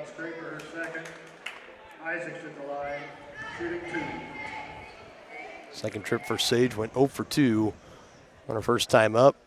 Needham here down by 14. First one rattles in and out. Skulu's going to go to the bench now as Sneed checks in. And I think one of the things that I should recognize about Baldwin is both their girls and guys teams are really good second half teams. And most of their scoring comes in the second half alone. And you'll especially see it in the guys. We'll talk about them more after this one, but just a phenomenal second half from Baldwin's girls, finding the ways that the Chieftains have been able to score and play defense and maneuvering around it. So an interesting what the referee's called there. They're going to call foul on Smith, and that's number 4 for her. So the first Bulldog in real foul trouble here. Mm-hmm. So outside that, you got Neufeld with 3, and that's it. Nobody else has very many. Bulldogs still bringing the full court pressure. And Baldwin faithful made the trip here to Chieftain Arena, letting the officials know it. Let's see, set it up, posted up here on the visiting side of the gym here. Shawnick, 3 ball, doesn't go. He's able to get space from the defender, Nye. Left it well short, don't see that too often from Alyssa Shawnick. Catch and shoot, that one too strong. Knocked out of bounds, last touch by Mariah Sneed. It'll stay down here with Baldwin, 3:43 left to go in the contest, 36-23 lead. Baldwin over Tonganoxie. I feel like Shawnick just kind of forced that one up there and was just trying to get a basket to start momentum for this Chieftains squad, but I think you have to stay patient if you're the Chieftains. Find those good shots, those good percentage shots that you've been taking, like Shawnick going to the basket most of the time. I think you need to stick with that game plan even if you're down by 13 here. 0 for 4 from downtown in the second half for Tongi. They went 2 of 6 in the first. Perfect timing for Herrera. She knocks that one down, her second of the ball game. 6 points, both of them coming on triples for her. Like I mentioned in the halftime show, I've been waiting to see her touch the ball more and be able to shoot those outside looks, and Sneed's going to be called for nope, they're going to say fouls on the floor. Yep. And she kind of got beat off the dribble. She brought that right arm around and wrapped it around. The second foul of the game on Sneed. So I'll come up a little gingerly holding up on that left knee. She'll get checked out of the game now. Coach Loomis continues to have a friendly banter back and forth with the near side official, but neither here nor there. Rebound pulled in by Isaacs. A nice effort there to force Scraper to miss that one there. So now, if you're the Chieftains, down 10. Ooh. It'd be a great basket there if Shawnick got that basket off, forcing a Baldwin player to the ground there. Neufeld underneath, banks it in with the right hand. Neufeld up to 9 now.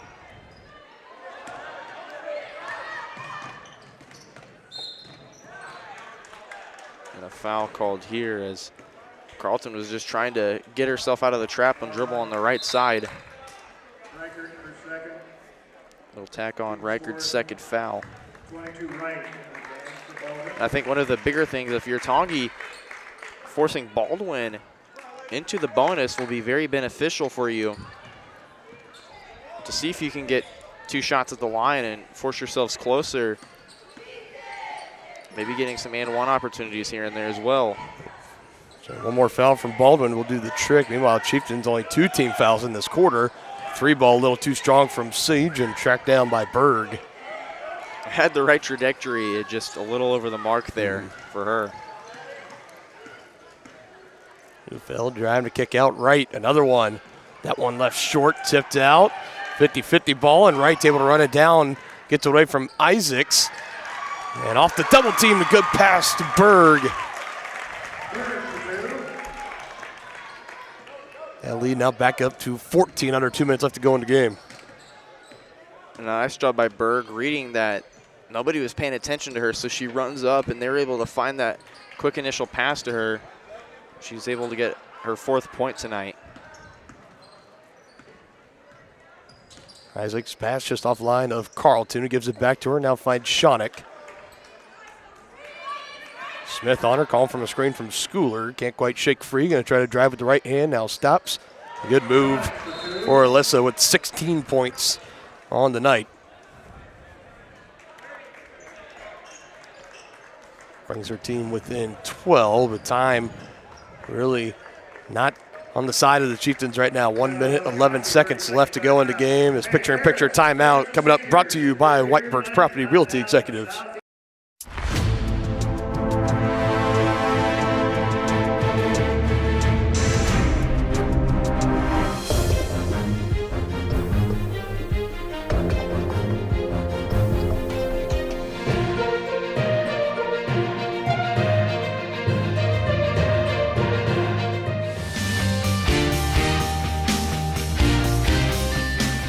For a winning team, contact White Birch Properties, the real estate MVPs.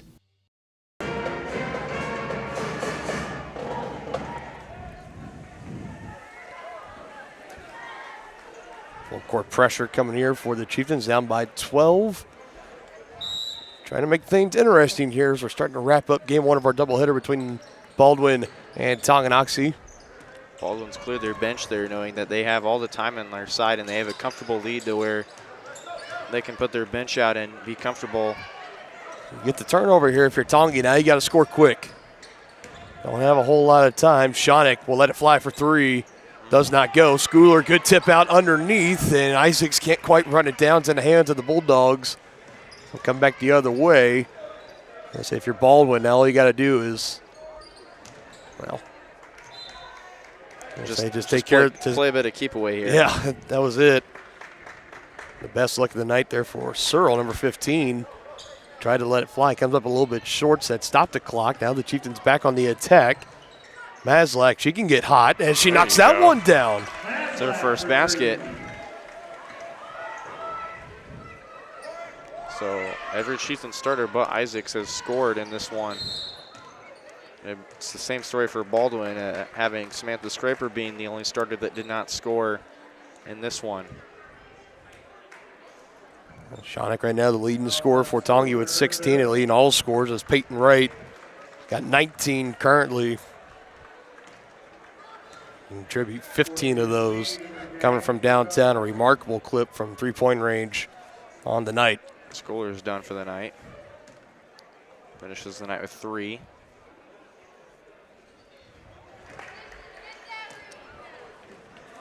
Both boys' teams starting to come out of the locker room, getting ready for warm-ups. We'll have a little bit of time to wait. We'll have the senior night recognition for the powerlifting team and band members coming up next here on Tonganoxie Sports Live. And then we'll step aside for that one. Yep. So we'll welcome you back into the booth after all that for Game 2 of our doubleheader, the boys varsity teams.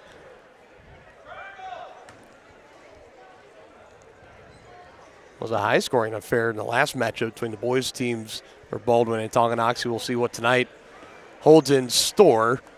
It was a close contest through most of the night.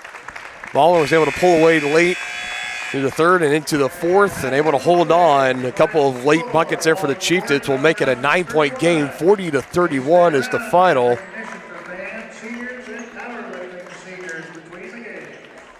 And so that will do it as we'll quickly slide into our Brothers Market post-game show here on Tonganoxie Sports Live. You can check out their weekly ads and specials in-store or online at shopbrothersmarket.com, where they treat you like family. Leading scorer tonight and our player of the game brought to you by Kevin Gallagher, American Family Insurance. He's been serving Tonganoxie families for over 25 years for all your insurance needs, home, life, auto, and more. The Kevin Gallagher Agency is there to serve you every step of the way, and not too often we go with a player on the opposing team, but hard not to when you had someone play the way that Peyton Wright did, the 5'10 freshman coming into tonight and looking like a veteran senior out there. 19 total points. She knocked down 5 3 balls on the night. It was big for the Bulldogs. It was a slow night going for them offensively. We talked about, me and Brendan did during the pregame show, that Chloe Neufeld, number 2, was the main driving force on offense for this Baldwin squad. She was kept in check for the majority of the night. She ended up finishing with 9, had a strong second half. But it was Wright, that right from the start, no pun intended, came out hot, stayed hot, and was a big part of Baldwin coming in, eventually pulling it away and putting it away against the Chieftains as they pull off the victory 40-31, 2-0 in the regular season against these Tonganoxie Chieftains. And if you're Tongi looking in on it, Shonick leading the way in scoring, as she had 16 of the 31 points tonight, almost half of the points belonging to her. And this is kind of the same pattern we've seen these Chieftains fall into, where it's one player that takes the brunt of the heavy-duty lifting as far as the scoring goes. And not a whole lot spread out outside of that. So that's going to wrap it up. We're going to turn it over now. We're going to turn off the mics. We'll get the crowd mic on for tonight's senior night as we start with Cater Albert of the THS Band. Cater's been in band for 4 years and lettered for 4. Staff member who has impacted him the most is Mr. Band. Mr. Band, who's always been there and had high energy during class, even though it's the first class of the day. Cater's future plans are to attend Manhattan Christian College, play soccer, and study youth ministry. Cater Albert.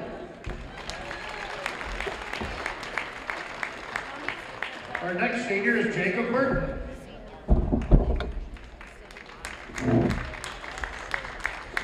Jacob's being escorted by Lindsay Flagler. Jacob's been in band for 3 years and lettered for 3.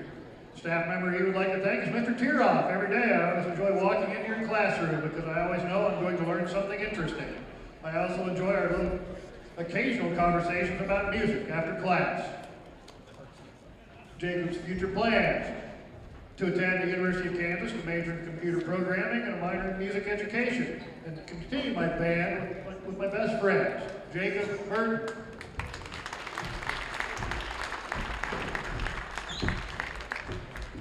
Our next senior is Isabella Estes.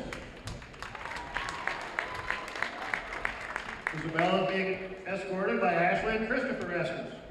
Isabella has been in band for 4 years and lettered for 4. Staff member that she would like to thank is Miss Tiroff. Your class has always made my day better, and I will always admire your efforts to include every student in class. Izzy's future plans are to attend KU and major in physics with a minor in astronomy or computer science. I plan on using this degree to pursue my lifelong dream of being an astrophysicist. Izzy Easton Estes.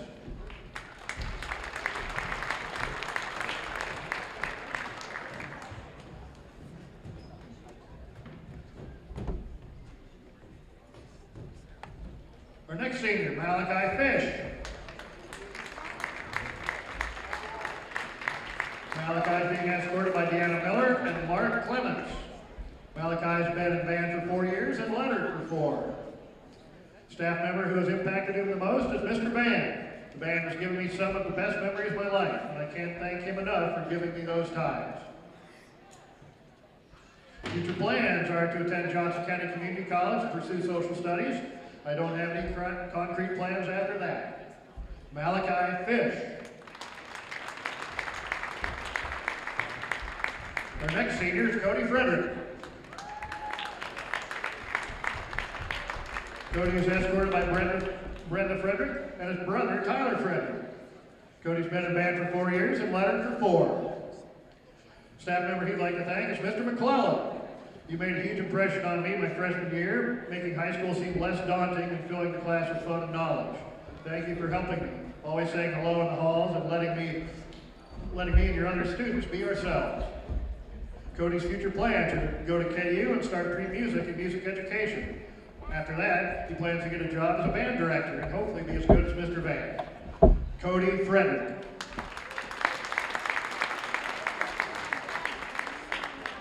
Our next senior is Colton Holmgren. Colton is being escorted by Lori and Jim Holmgren.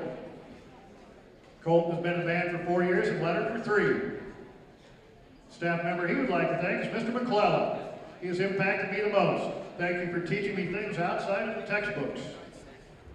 Colton's future plans: to attend K-State and pursue a bachelor's in criminology. Also plan to participate in Army ROTC. Colton Holmgren. Our next senior is Caden Hunter. Caden is being escorted by Dana Hunter. Caden's been in band for 4 years and lettered for 4. Staff member he would like to thank is Mr. Harrell. He's pushed me to be a better leader, speaker, and a better person overall.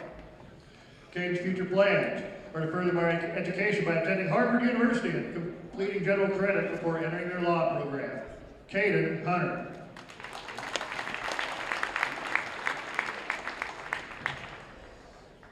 Our next senior is Juliana Johnson.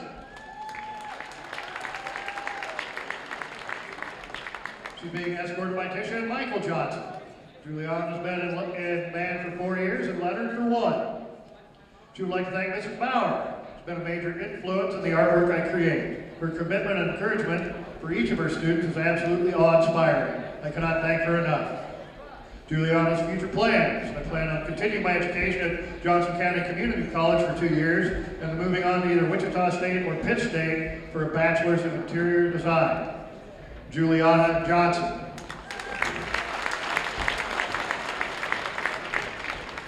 Our next senior is Allie Lowe.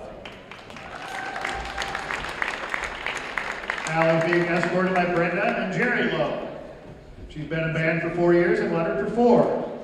Staff member she would like to thank is Mr. Band. Thank you for creating a positive and inspirational environment for students to learn in. You're an amazing band director, person, and mentor. I appreciate everything you have done for me. Allie's future plans: I plan to attend Johnson County Community College for 2 years, pursue a degree in graphic design. Allie Lowe.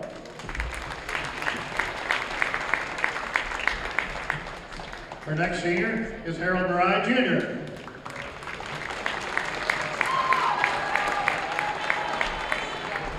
Harold's being escorted by Harold Sr. and Doris Murray. Harold's been in band for 4 years and lettered for 4. Staff member he'd like to thank is Mr. Band. Thank you for giving me the opportunity to lead this band for the last 3 years. Your positive and uplifting spirit is something I have looked up to ever since moving to Tonganoxie back in 7th grade. I will miss the class time we shared together, and I hope for the best for you and the rest of the band. Harold's future plans: to attend Oral Roberts University to major in business, management, and minor in video production. I will probably be starting my career at Johnson County Community College first. Harold Murray.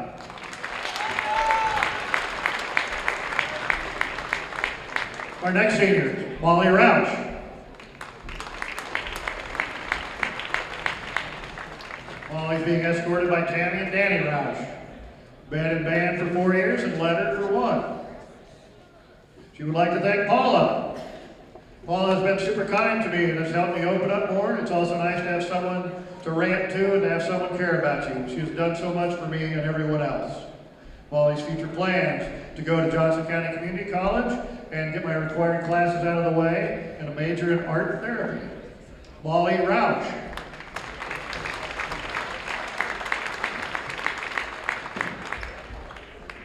Our next senior is TJ Schmidt. TJ is being escorted by Jessica and Timothy Schmidt. TJ has been in band for 4 years and lettered for 4. We'd like to thank Miss Monroe, always there for me and helped me through some tough times. TJ's future plans: attend Wichita State University for aerospace engineering.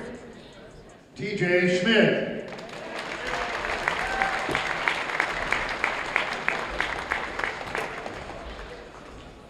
Our next senior is Gage Slayball. Being escorted by Scott and Angie Slayball. Gage has been in band for 4 years and lettered for 4. She would like to thank Sandberg. I would like to thank him for being there for the good and the bad times. And I'll try my best to keep my head up when times get hard. Gage's plans are to attend Butler County Community College to pursue band and business. Gage Slayball.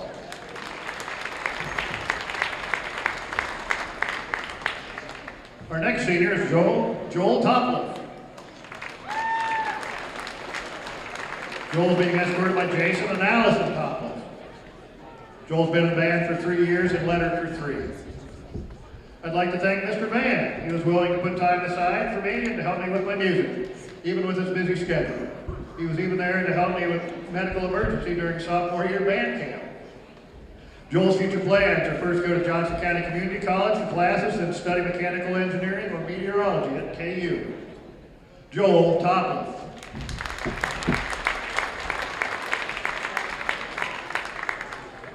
Our next senior is Aiden Van Middlesworth.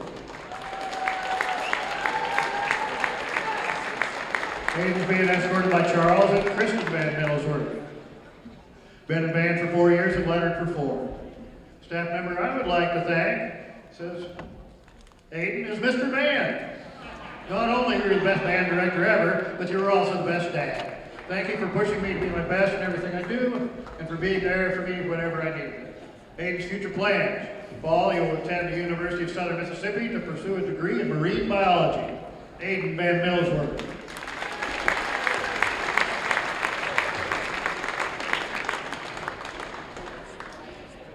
And wrapping up the senior band members is Connor Vestal.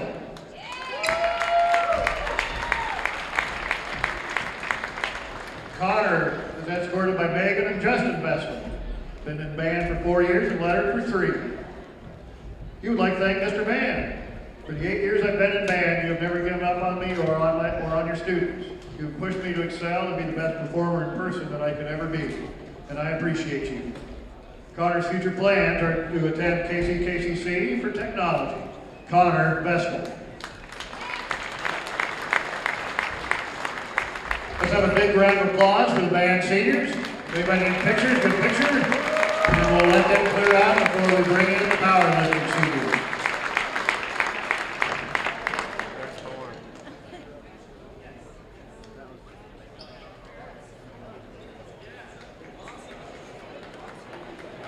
Band parents, clear the floor. Powerlifting, you're up.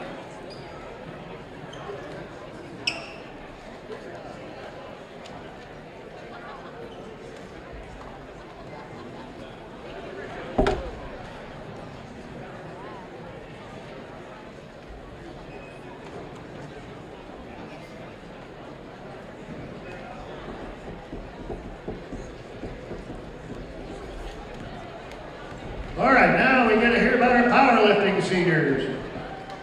Our first senior is Brendan Baldwin.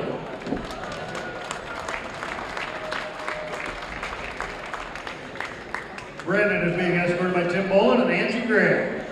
Brendan has been powerlifting for 3 years and lettered for 2. Staff member he would like to thank is Mr. Falgren. Thank you for pushing me to be my best in everything that I do. You have made a remarkable impact on me, and I'm truly grateful for your leadership and guidance in my life. Brendan's future plans are to attend William Woods University to study sports communication and minor in ASL. Brendan Bolin.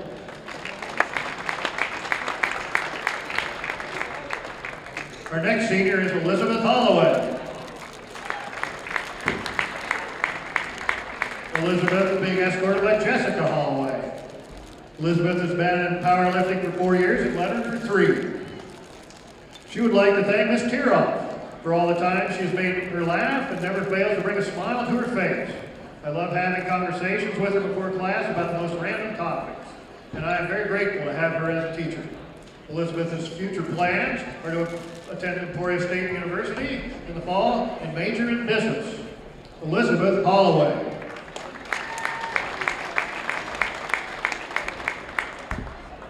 And wrapping up the powerlifters is Gavin Shute. Gavin's being escorted by Darren Shute. Gavin's been in powerlifting for 3 years and lettered for 3. Staff member he would like to thank is Mr. Medina. Thank you for being an amazing teacher and friend. I'm thankful that I got to have you as a teacher. The skills I've learned from your class will last a lifetime. Gavin's future plans: further my education in my goal to become a veterinarian. Gavin Shute. Let's have a big round of applause for the powerlifting seniors. And a round of applause for all the seniors we recognize tonight, always the pillars of any program. Congratulations, seniors. Yes, that's going to wrap up the senior night portion here on Tonganoxie Sports Live. In case you're just now joining us, Game 2 of our doubleheader will be starting roughly in about 15 minutes from now. They just turned the clock on, so 15 minutes from now. We're going to be getting pretty close to that 8 o'clock hour before we get started here on Tonganoxie Sports Live. The Baldwin Lady Bulldogs coming out and beating the Lady Chieftains 40-31. It was a contest that started up in the first quarter. Chieftains had the first bucket of the game, and they had a lead for well over halfway of that first quarter. We were tied at 5 apiece, and that was the only tie in the game before Baldwin would eventually pull away. They took their first lead at 6-8 and really never looked back. Chieftains did have the lead early in the third quarter, and then Baldwin was able to put it out the rest of the way as we welcome back in Brendan Baldwin. Brother, congratulations. Thank you. On the senior night. I appreciate it. You guys get a little bit outnumbered down there by the band seniors, so I got to say. Oh, yeah. Strong class. We had a couple like Holthouse and Messersmith not show up tonight, but congratulations to them as well on incredible careers on their end as well. But no, it's just special every senior night I get.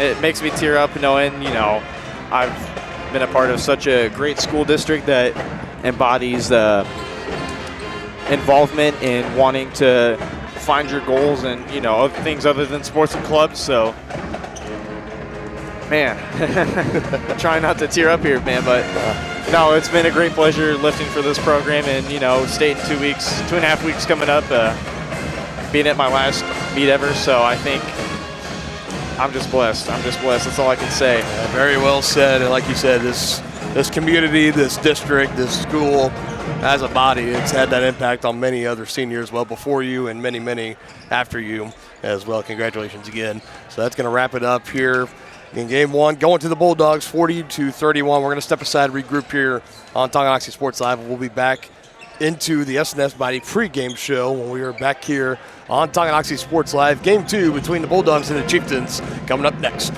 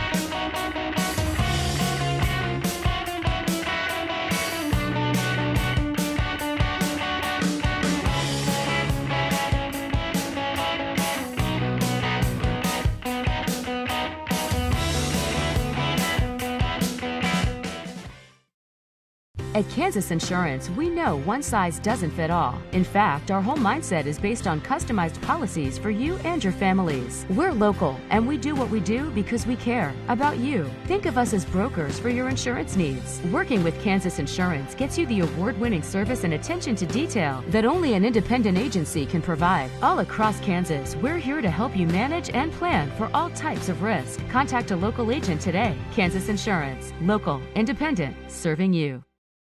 A great collision on the field? Awesome. An awesome collision on the road? Not so great. If that bad play does come your way, take your car to S&S Body Shop in Tonganoxie. S&S has been the area's premier auto collision repair center since 1972, working on all makes and models, glass replacement, bumper repair, fiberglass and plastic, color matching, and more. Plus, they work with all insurance companies. Get your ride back in the game. Learn more at snsautoandbody.com or call 913-369-3193.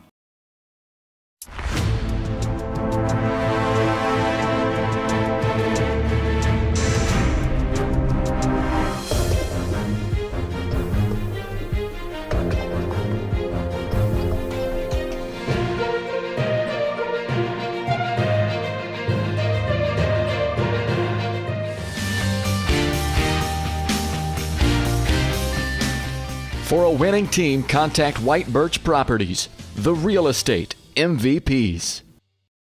Shop local and save at Brothers Market in Tonganoxie, where we treat you like family. Brothers Market has great everyday deals throughout the store. Enjoy fresh cut steaks from the meat department, the freshest fruits and vegetables from the produce aisle, and savor the flavors from the bakery. Check out their weekly ad to get the best deals on what you need. From apples to aspirin, Cool Whip to cool crisp lettuce. Brothers Market, open daily. Learn more at shopbrothersmarket.com. First State Bank and Trust is with you wherever you are with complete online banking. Cheering on the Chieftains once again? Why not pay your bills online? Waiting on your kiddos to get out of school? Seems like a good time to make a transfer. Or how about making a deposit from here? Back in the gym for another night?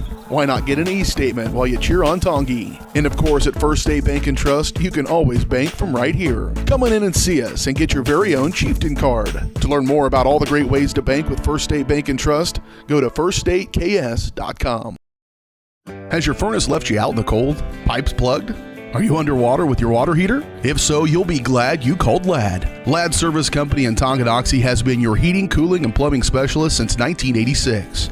Ladd is your dealer for top quality brands like York, Aprilaire, and Wolverine Brass. Plus, they maintain and service all other brands. Schedule your appointment by calling 913-369-3509. Visit laddserviceco.com to see why you'll be glad you called Ladd. The following is a presentation of Tonganoxie Sports Live, your new home for Chieftain Athletics. It's time for the Chieftains on your new home for Tonganoxie High School Athletics. Tonganoxie Sports Live. Tonganoxie Sports Live is presented by Kansas Insurance, locally owned and operated. Learn more at kansasins.com. Also by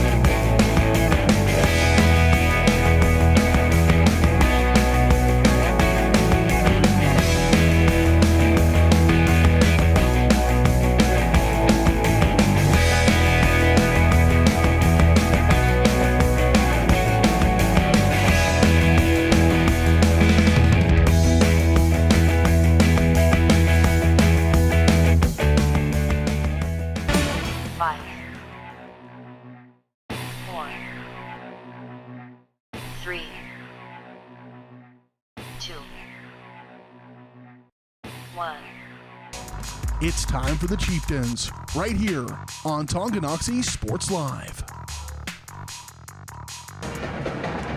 Welcome back inside Chieftain Arena, the site for today's doubleheader between the Chieftains and the Bulldogs on Tonganoxie Sports Live. Baldwin getting the win 40-31, game 1. We're getting ready to get things started here in game 2 in just under 4 minutes from now. And tonight's Frontier League action has been brought to you by Kansas Insurance. They believe in taking time to issue personal care and attention to each individual client. To see how they can help you protect what matters most, call 913-369-6600 as we shift back into the S&S Body pregame show. They've been the place to go to in Tonganoxie for auto body and repair work since 1972.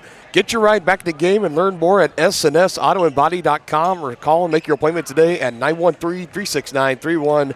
Dylan Funk alongside Brendan Boland, ready to get things started here. Second half of our doubleheader coming up in just a few moments here on Tonganoxie Sports Live. It was a high-scoring affair between these two squads. Baldwin getting into the 70s, Chieftains into the 60s. We'll be interested to see how the offense goes in this one. If game 1 was any indicator of how this one could be going, we could be in for another defensive, fairly low-scoring affair, but odds are, that tells me when you got Cooper Carr on one team and you got a guy like Lachlan McRae and Alex Crowley and Owen Schmidt on the others, who they're playing some of their great basketball right now, odds are I'm going to say this is going to be a little bit of a track meet, maybe a little bit early. We're going to see some points put up on the scoreboard. 100%, and this Baldwin Bulldogs team, it feeds off of the scoring from Cooper Carr, and then you can also throw in the likes of deep ball shooters, Talon Torres and Joey Zembecki, the seniors on this team. And then also, if you want to go with the very, paint scoring presence like Leo Schonberger and Colton Collin, both towering over at 6'4" and 6'5" respectively, I think the Chieftains are going to be a little outmatched in size, but like you mentioned, you have Noah Carlton, who likes to drive into the paint very aggressively here. Alex Crowley, Lachlan McRae, both very good shooters. And then Zakai Glover, he's finding his own on the outside, being more of a passer first guard than more of a shooter. So it's going to be interesting to see how both these teams match up tonight. But like you mentioned, it's going to be a track meet start to finish, and it's going to be a matter of which team could score more points tonight. Yeah, we were talking about postseasons coming up. The regular season finale is a week from now for these Tonganoxie Chieftains. Looking at the boys standing, Acacia coming into tonight. Baldwin currently setting up at the 3rd seed, 13-3 overall on the season. Only 2 games behind Atchison, who currently sits up as the number 1. And sandwiched between them is Rock Creek High School in the number 2. As for Tonganoxie, find themselves in the middle of the pack right now, 6-11 on the season. If the playoffs were to start tonight, without taking these games into consideration, Tonganoxie would currently be on the road facing off against Frontier League foes Ottawa and the Cyclones on the road. So they find themselves well in the mix of things, and they have Paola coming up on Friday. So you're looking at it right now. If they come out tonight, they can put a win together. That's going to catapult them up even higher into the standings. And this is a Tongi team that has very quietly got a slow start off to the season, but this offense and this group, led by Alex Crowley, Lachlan McRae, and many, many others, that is all of a sudden they have found their groove in this season. Not too long ago, just a little over a month ago, they were winners of 4 of their last 5. They come into tonight losers of 2 of their last 3, but they're winners last time out, 50-45 at Spring Hills. So this is a big one coming into tonight for the Chieftains. It's a big one indeed, and they have to feel really good beating a very tough 5A opponent who's had a good run against most of the Frontier League opponents. So now the Chieftains getting that win there, very crucial for them, but it'll be interesting to see how they face up against one of the tougher 4A teams in this league, the Baldwin Bulldogs. Yeah, excited to watch it, excited to bring it to all you guys at Tonganoxie Sports Live and our Baldwin viewers watching over on Baldwin Sports Live. We're going to step aside for just a moment. We'll be back with starting lineups presented by Team Tongi next here on Tonganoxie Sports Live. Hey folks, save $1,000 on your interior painting project this winter. Hire Absolute Painting during November through February and qualify for 10% off your project, a free paint upgrade, and a free color consultation to make sure you choose the perfect colors to transform your home. This amazing offer only lasts until our winter calendar is booked and spots are filling up fast. Call now and save $1,000 on your interior project. No money down, affordable monthly payment options are available. This offer won't last long, so call now to save $1,000 on your interior project with Absolute Painting, where quality is absolute. First State Bank and Trust is with you wherever you are with complete online banking. Cheering on the Chieftains once again, why not pay your bills online? Waiting on your kiddos to get out of school? Seems like a good time to make a transfer. Or how about making a deposit from here? Back in the gym for another night? Why not get an e-statement while you cheer on Tongi? And of course, at First State Bank and Trust, you can always bank from right here. Come on in and see us and get your very own Chieftain card. To learn more about all the great ways to bank with First State Bank and Trust, go to firststateks.com.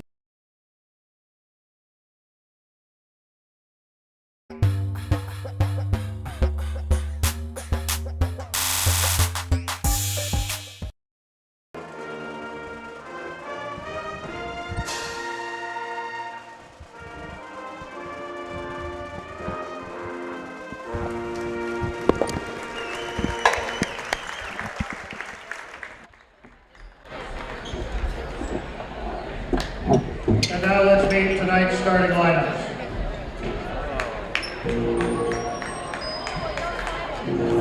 For Baldwin, number 1, a 5'10" senior, Joey Zembecki. For Tonganoxie, number 2, a 5'7" senior, Zakiah Glover. For Baldwin, number 10, a 6'1" senior, Alan Torres. For Tonganoxie, number 11, a 6' senior, Alex Rowling. For Baldwin, number 12, a 6'2" sophomore, Cooper Carr. For Tonganoxie, number 13, a 6'1" junior, Noah Carlton. For Baldwin, number 22, a 6'4" sophomore, Leo Schoenberger. For Tonganoxie, number 23, a 5'10" sophomore, Lachlan McCray. For Baldwin, number 33, a 6'5" sophomore, Colton Collins. And for Tonganoxie, number 24, a 6' junior, Owen Smith. And coaches for this evening's game, for Baldwin, John Blanchard. For Tonganoxie, Bill Jones. And again, our starting lineups tonight brought to you by Team Tongi. They've donated more than $190,000 to local Tonganoxie families. To learn how you can help make a difference and about upcoming Team Tongi events, check out their website at teamtongi.com. Opening tip-off just a matter of moments here is presented by Lynch Real Estate, your hometown real estate company that will help you buy your first home all the way to your dream home. Visit Dan Lynch and his team today in Tonganoxie. Big one on tap for the Chieftains, currently slated in at the 11th seed of the playoffs, as they would be going on the road to take on the Ottawa Cyclones, the 6th seed. And a big win here tonight. Got a favorable matchup coming up on Friday right here at home for senior night against the Paola Panthers before going and wrapping up the regular season a week from today against the Ottawa Cyclones. So let's see how this one goes. Bulldogs got the better of the Chieftains than the first time, as this one gets started here. Game 2 of our doubleheader between the Chieftains and the Bulldogs. So we were talking about it earlier, our player spotlight tonight, as we have an early drive in just off the glass. You mentioned, Brendan, Cooper Carr was paired up with his brother last season, the early senior. He was a freshman last year, put up a stellar, really spectacular season last year as a freshman. He's coming back as a sophomore as Carlton gets the bucket there. But you had mentioned it probably best that he's playing this year in like a world of his own. He's just that great of a player. Absolutely. And knowing he's a very talented three-sport athlete, is soccer in the fall and now coming into basketball season this winter, turning into early spring. It feels like an early spring of the temperatures so far. Like it, yes. But no, Cooper Carr, very talented, and a three from Zembecki to cut off my words there. But these last couple of games, he did not score at all in the first half. Maybe a couple points here and there, but he's averaging over 15 points per game in the second half alone. He scored 17 against the Panthers. He scored 16 against Ottawa a week or two ago, but it'll be interesting to see how he does against this Chieftains team who, Noah Carlton, my goodness, sir. About the first 4 points of the game, he took a three. Don't see him take too many of those and just come scorching down the lane, gets his own rebound and puts it back up and gives Tongi back the lead.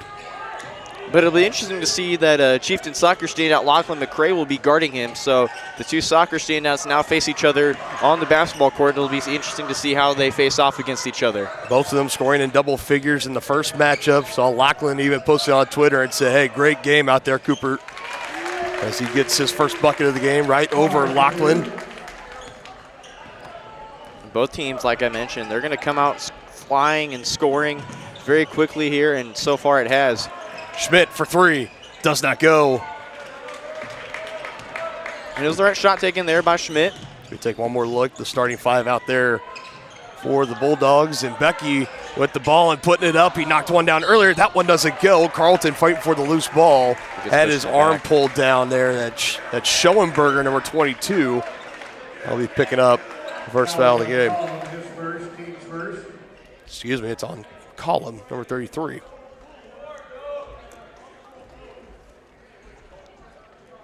We'll see the Chieftains inbounds, and a shout out to Brendan Bolin and the Tonganoxie Media Group making these starting five graphics absolutely sick. We need to come up with some kind of partnership moving forward here on Donkey Sports Live. These are incredible as it's a turnover here on this possession for the Chieftains. Be happy to help you out more.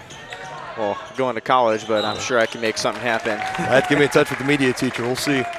We're going to have two free throws on the way here for the Bulldogs. First foul on the Chieftains as well. It's going to go against Owen.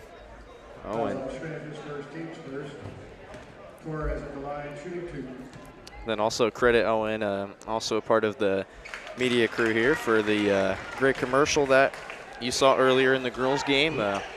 T-Town Talk podcast.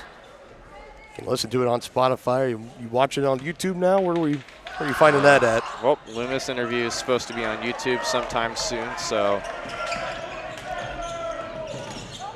the rough schedule for us here at Tongi. It's been chaotic to try and put out an episode, but Zeke and one. There you go. Talking about a guy that has been starting to find himself as of late, trying to get more involved.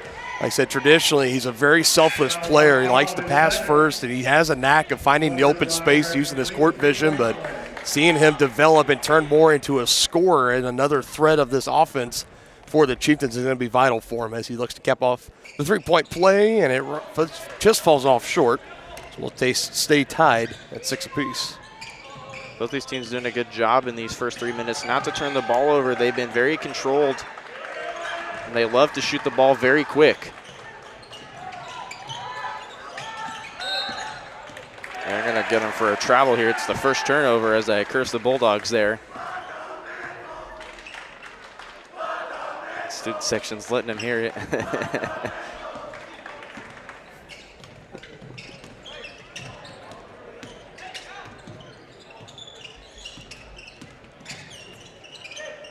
Chieftains back on the attack, trying to cap off and come back and retake the lead in this one, tied up at 6, approaching the halfway mark of the opening quarter.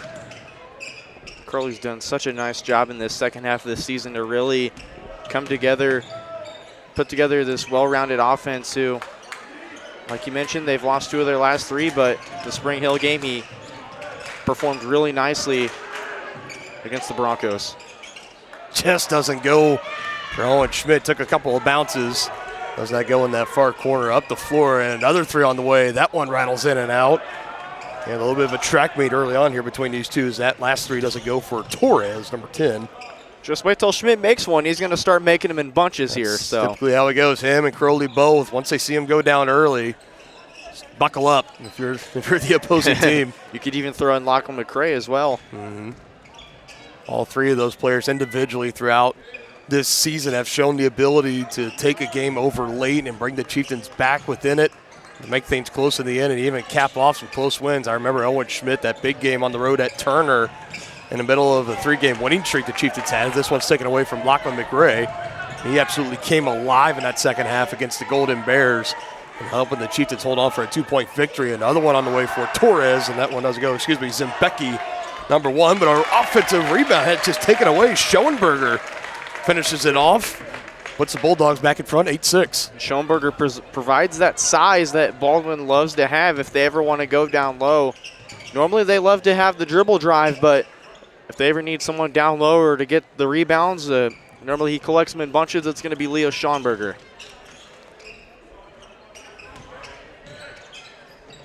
For Schoenberger, this one. Carlton able to track it down. Comes in 6'4".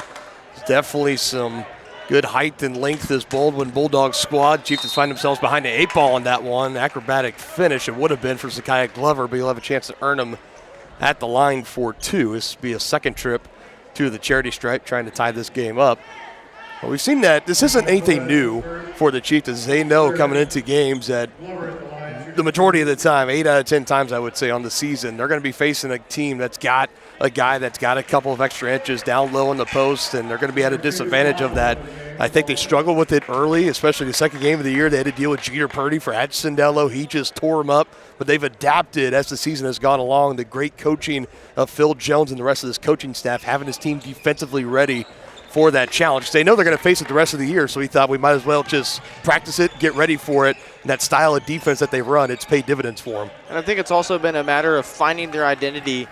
You know, Glover and Crowley being the only 2 starters, and you could throw in McCray as well. Excuse me, I forgot McCray.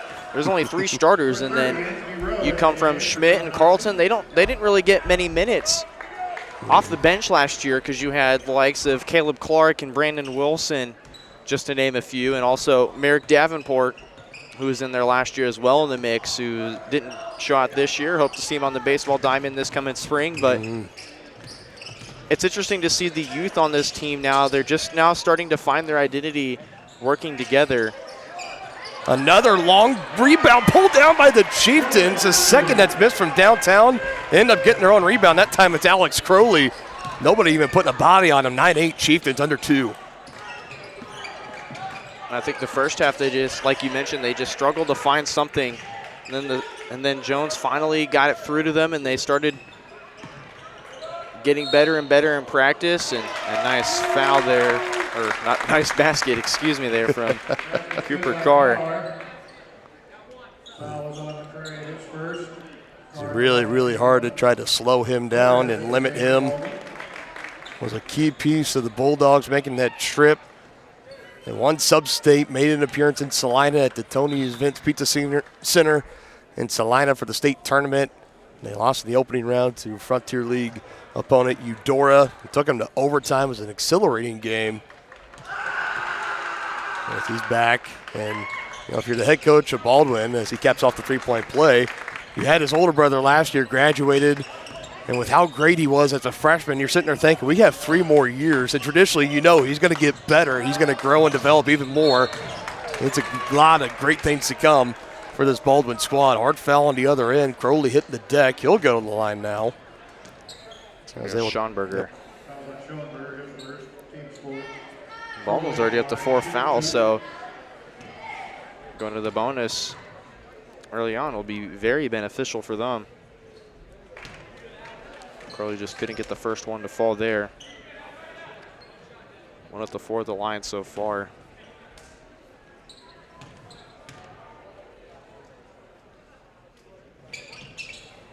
Oh, for 2 on that trip. This is the part of the game for the Chieftains. They're going to find themselves, they're going to try to play Cinderella in the ball and try to make a run. Going to have to get better at the charity stripe, especially later in games. They've left a lot of points on the floor in a couple of games, and it's been a deciding factor, and even if a couple of the losses this year. Carr trying to go a nice move, but he walked with it. Nice. And that's just heads-up defense from McCray. He told me that closing out is just an instinct for him. I see him during sprints and weights where if we have a sprint drill, it's just normal. I see him just close out, and I'm like, why are you doing that? He said it's just an instinct, and I think that's the young sophomore. It's been really beneficial for him to just have that instinct of playing solid standout defense and just making himself heard and being up front with some of the best players in the Frontier League, and you saw there forcing Carr to walk with it. Has had a lot of growth and maturity over this past summer. A lot leaps and bounds made between his freshman year last year and his sophomore campaign this year. Possession area will keep it down here with the Chieftains. 2-point ball game, a little over a minute left to go in the opening quarter. That's exciting to see the development of Lachlan McRae go along, and his confidence never wavers either. He's one of the most confident young guys I've ever seen out there, and you even said before the game, sending you a text, and he sounded pretty pretty excited for this matchup, knowing who on the opposition he was going to face a Cooper Carr the majority of the night, but just saying, come on, let's have a night. Absolutely, and so far the Chieftains team's been having a night for whether it be Noah Carlton or Alex Crowley, and Zakiah Glover already heating up. And they've been playing it very close with Baldwin. It's not been the track meet we'd wanted, but I think these teams are realizing that the longer they keep the ball, the less time the other team has to make room with it or score a basket here. Good give, Anthony Rowe. His first shot doesn't quite go. And a loose ball eventually pulled in by Cooper Carr and the Bulldogs, under 30 to go. We'll see what Baldwin elects to do with here. Schoenberger with it right now, picks up his dribble and finds the outlet to Torres. And Coach Jones always uses the term with his guys, minute possessions here. Minute possessions, he loves that term. Loves keeping the ball moving and forcing the other team's defense to just work harder.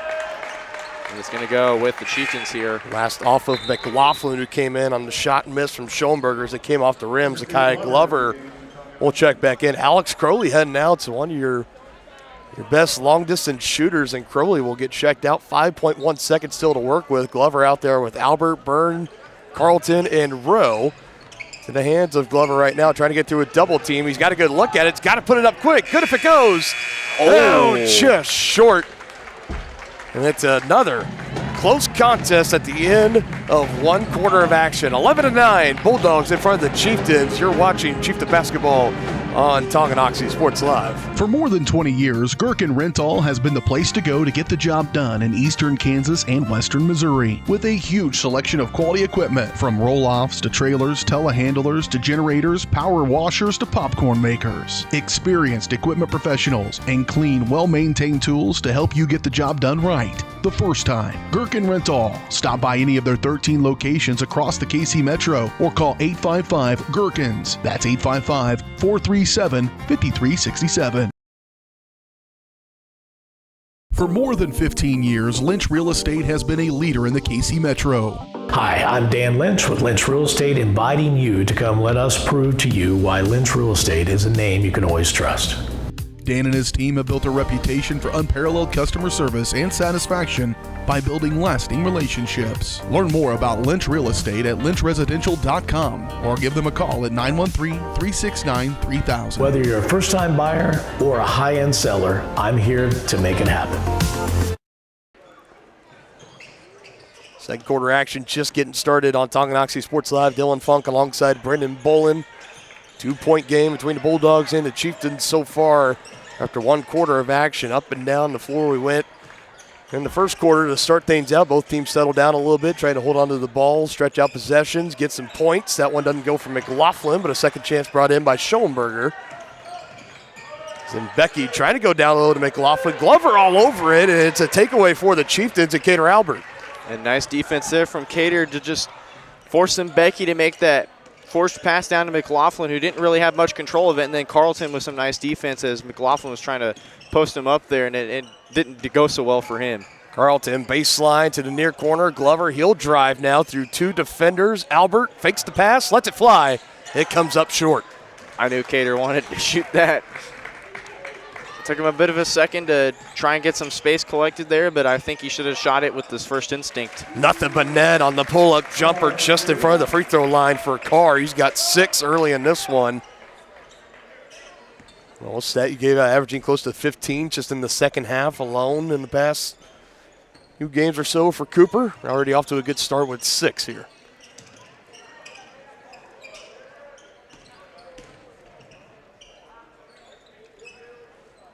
Had 4 lead changes and 1 tie alone in that first quarter. 7.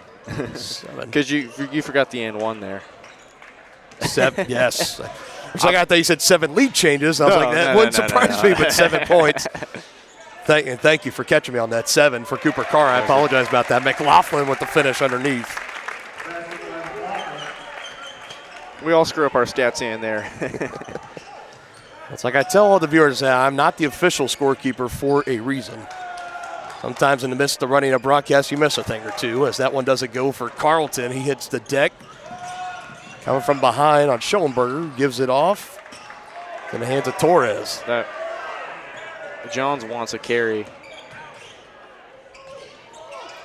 And that's going to be Schonberger to get that one there. And I remember Jones during the invitational tournament, I forgot which team they played, but he referenced a kid storming into the paint like Pacheco.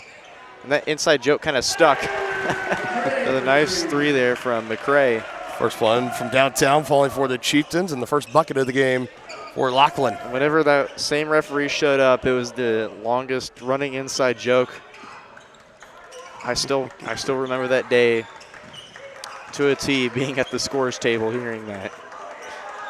Carr for three. That one doesn't go. Wide open there. I got a dribble there. Carlton knew it too, slapping the padding on the stanchion underneath. Second turnover of the game for the Chieftains. But some nice hustle there from Carlton. No doubt. It was like you mentioned a track meet. He just beat out everybody on Baldwin's side of the floor there. It's definitely where the Chieftains have improved this year, if you ask me. He's getting down to transition and turning defense into offense. Curley with the steal and count the bucket on the other end. Mistake there for Torres. He's trying to poke that ball loose at the last second. Easy finish for Alex. And a chance for a three-point play, as now it's back to a one-possession ball game. It'll be Torres' second.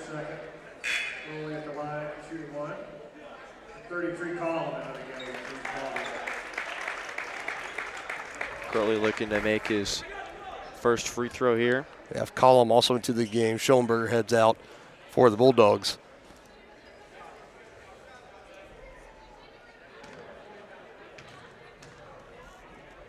Chieftains only 1 of 5 so far from the line.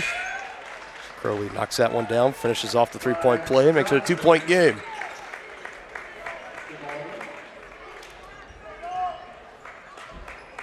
Looks like we'll just have a quick timeout on the floor, 30 seconds. A picture-in-picture timeout coming up next year is presented by Kansas Insurance. At Kansas Insurance, we know one size doesn't fit all. In fact, our whole mindset is based on customized policies for you and your families. We're local, and we do what we do because we care about you. Think of us as brokers for your insurance needs. Working with Kansas Insurance gets you the award-winning service and attention to detail that only an independent agency can provide. All across Kansas, we're here to help you manage and plan for all types of risk. Contact a local agent today. Kansas Insurance. Local, independent, serving you.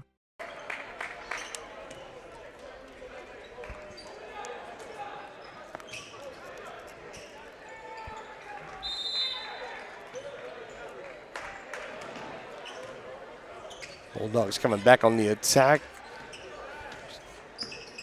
Just a little under 5 minutes left to go into the second quarter. Trying to attack down in the low post. Multiple defenders able to kick out. Quick movement. And another travel. Fourth turnover of the game for the Bulldogs. Nice job by Curley, sucking into the trap down low, forcing Collum to kick it out to Nick Johnson there and forcing him to walk with it there. So nice defense there from Curley. Stellar game from him so far on both ends of the floor. In the lane, kick out. Glover near corner three, whistled off. Another travel call on the floor. I first initially thought that they were going to call a foul here and Glover would have 3 shots, but they're going to get him for a travel instead. But either way, if you're the Chieftains, you're still in it. You're still having a really solid game being down 2.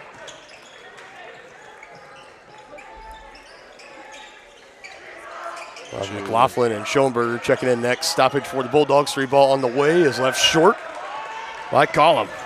Chieftains in transition. Carlton on the right side is able to finish. Zembecki couldn't get over in time to get a paw on it. 6 early in this one for Noah. We're all knotted up here, folks. Carr just answers right back.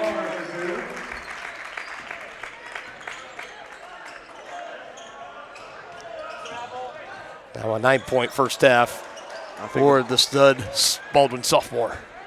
Baldwin's just leaving too much space for the Chieftains to just take advantage of it and make something with it, and they're going to call a foul here. Foul on the floor. Bucket doesn't count. They had it knocked loose initially and trying to reach in there, knock it loose again. They're going to give it to Glover for his first of the game. 22 Shortberger and 23 McLaughlin. Smossel and Johnson to the bench for Baldwin. Schoenberger on the inbounds finds Carr.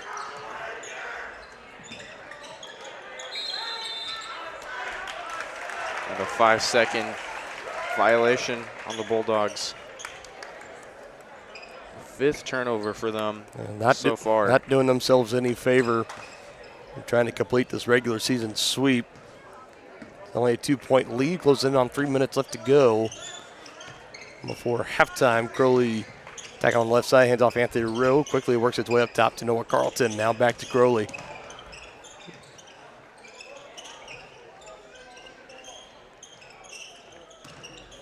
Nice possession there for the Chieftains. Just Carlton with space, just can't get it to go with the left hand. The exact right idea, just couldn't quite get it to go off the glass, and Collins going to have that one rolling in his favor. Yes, he will. His first of the game. And Glover back on the other end. That one doesn't go.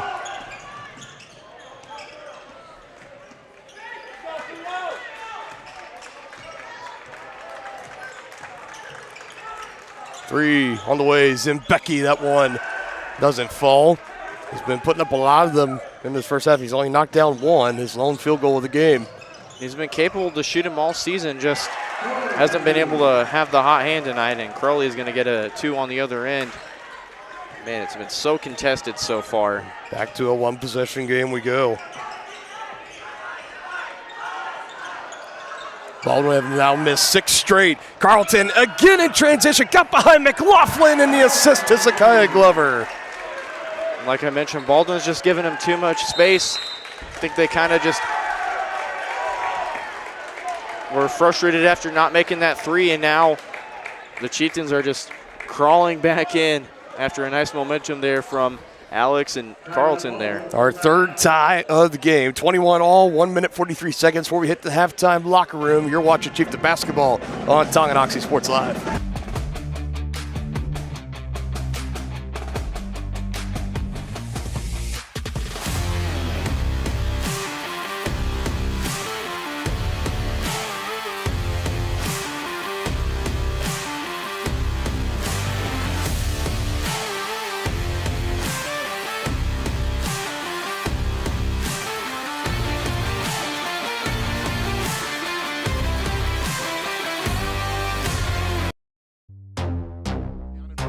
The 20, the 15, the 10, 5. Colt McKenna, his 3rd touchdown of the game. Like in the net, and it'll be a point for Baldwin. A first touch volley. The substituted forward across the goal line. Touchdown, Trojan. At an opening on the near side. Is he going to take it? Yes, he is. Kaplinger will take it to the house.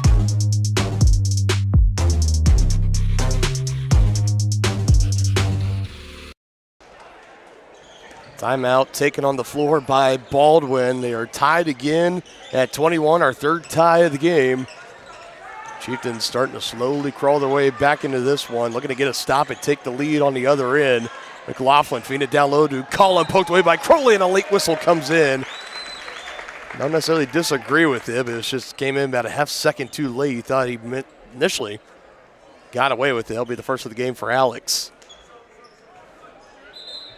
And the first free throws of the game for Collin. That was on Crowley, his first. Team's second. I think that timeout that Baldwin just needed to get a mental reset there, as I think out of the corner of my headset I heard Coach Blanchett start screaming up a storm there, and Jones wants an explanation on the late whistle there. And well, it's the whistle that, but also they were saying that Collin was in the act of shooting, and he was saying that he was not, and that's what his biggest argument is there as he walks all the way down to the other end of the bench to get away from the official. Jones kind of laughed that one off there as he's in disbelief.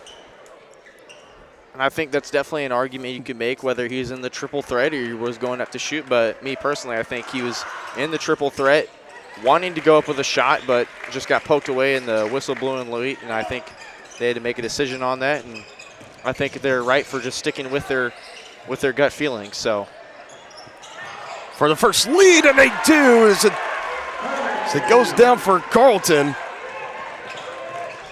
That's the first lead of the game for the Chieftains here in the second quarter.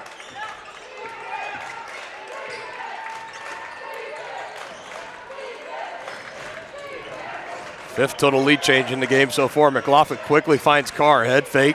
Gonna try to drive right on McGray, finds Collum now. Trying to go back down low, Schoenberger. Now this arena's coming alive here. And he knocks it down. And quickly silenced it.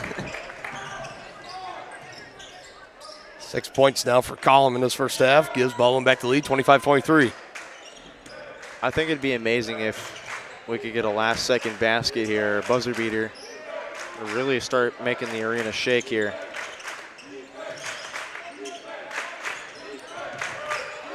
Crowley inside, under 20 seconds. Stops out to Schmidt, finds McRae. Chieftains continuing to pass it around. Crowley will back it out under 10 seconds. Now or never for the Chieftains, down by 2. Trying to take the lead is Crowley. Ooh, comes up short on the NBA distance 3. Ball poked loose, and that will do it as Collum was able to recover.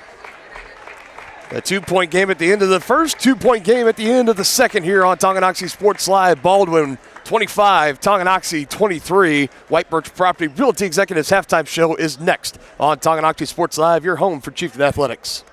A great collision on the field? Awesome. An awesome collision on the road? Not so great. If that bad play does come your way, take your car to S&S Body Shop in Tonganoxie. S&S has been the area's premier auto collision repair center since 1972, working on all makes and models, glass replacement, bumper repair, fiberglass and plastic, color matching, and more. Plus, they work with all insurance companies. Get your ride back in the game. Learn more at snsautoandbody.com or call 913-369-3193. Whether you're an athlete looking to get back for another big win or you're just trying to win at life, Dr. Adam Ludwin at Win Chiropractic and Sports Therapy can get you back in the game. Dr. Adam has the tools and skills to have you feeling your best in no time with chiropractic adjustment, physical therapy, cupping, taping, muscle scraping, on-site x-ray, and more. Lose the pain and win the day at Win Chiropractic and Sports Therapy, now open in Tonganoxie. Book online at winchiropracticst.com or call 913-214-1020. Call insurance agent. Hello, customer. Oh, great. I just had a quick question about my insurance. You are 312th in line. Oh, it's just a real quick question. Would you like a callback in 6 hours? Sometimes humans are just more helpful. Hey, Max, I can answer your insurance question. Awesome. Appreciate it. Farm Bureau Financial Services. It's your future. Let's protect it. Contact Farm Bureau agents Tex Vandervoort and Jerry Sanders in Tonganoxie today. Thinking about starting your next outdoor home project? Be sure to call 811 before you dig. After calling 811, wait a few days for utilities to mark your yard with paint or flags to avoid unintentionally hitting a utility line. Hitting a buried line can disrupt service in your area, cost money to repair, or cause serious injury. Southern Star asks you to help protect our community. Know what's below. Call 811 before you dig. For more than 15 years, Lynch Real Estate has been a leader in the KC Metro. Hi, I'm Dan Lynch with Lynch Real Estate, inviting you to come let us prove to you why Lynch Real Estate is a name you can always trust. Dan and his team have built a reputation for unparalleled customer service and satisfaction by building lasting relationships. Learn more about Lynch Real Estate at lynchresidential.com or give them a call at 913-369-3000. Whether you're a first-time buyer or a high-end seller, I'm here to make it happen. Hey folks, save $1,000 on your interior painting project this winter. Hire Absolute Painting during November through February and qualify for 10% off your project, a free paint upgrade, and a free color consultation to make sure you choose the perfect colors to transform your home. This amazing offer only lasts until our winter calendar is booked and spots are filling up fast. Call now and save $1,000 on your interior project. No money down, affordable monthly payment options are available. This offer won't last long, so call now to save $1,000 on your interior project with Absolute Painting, where quality is absolute.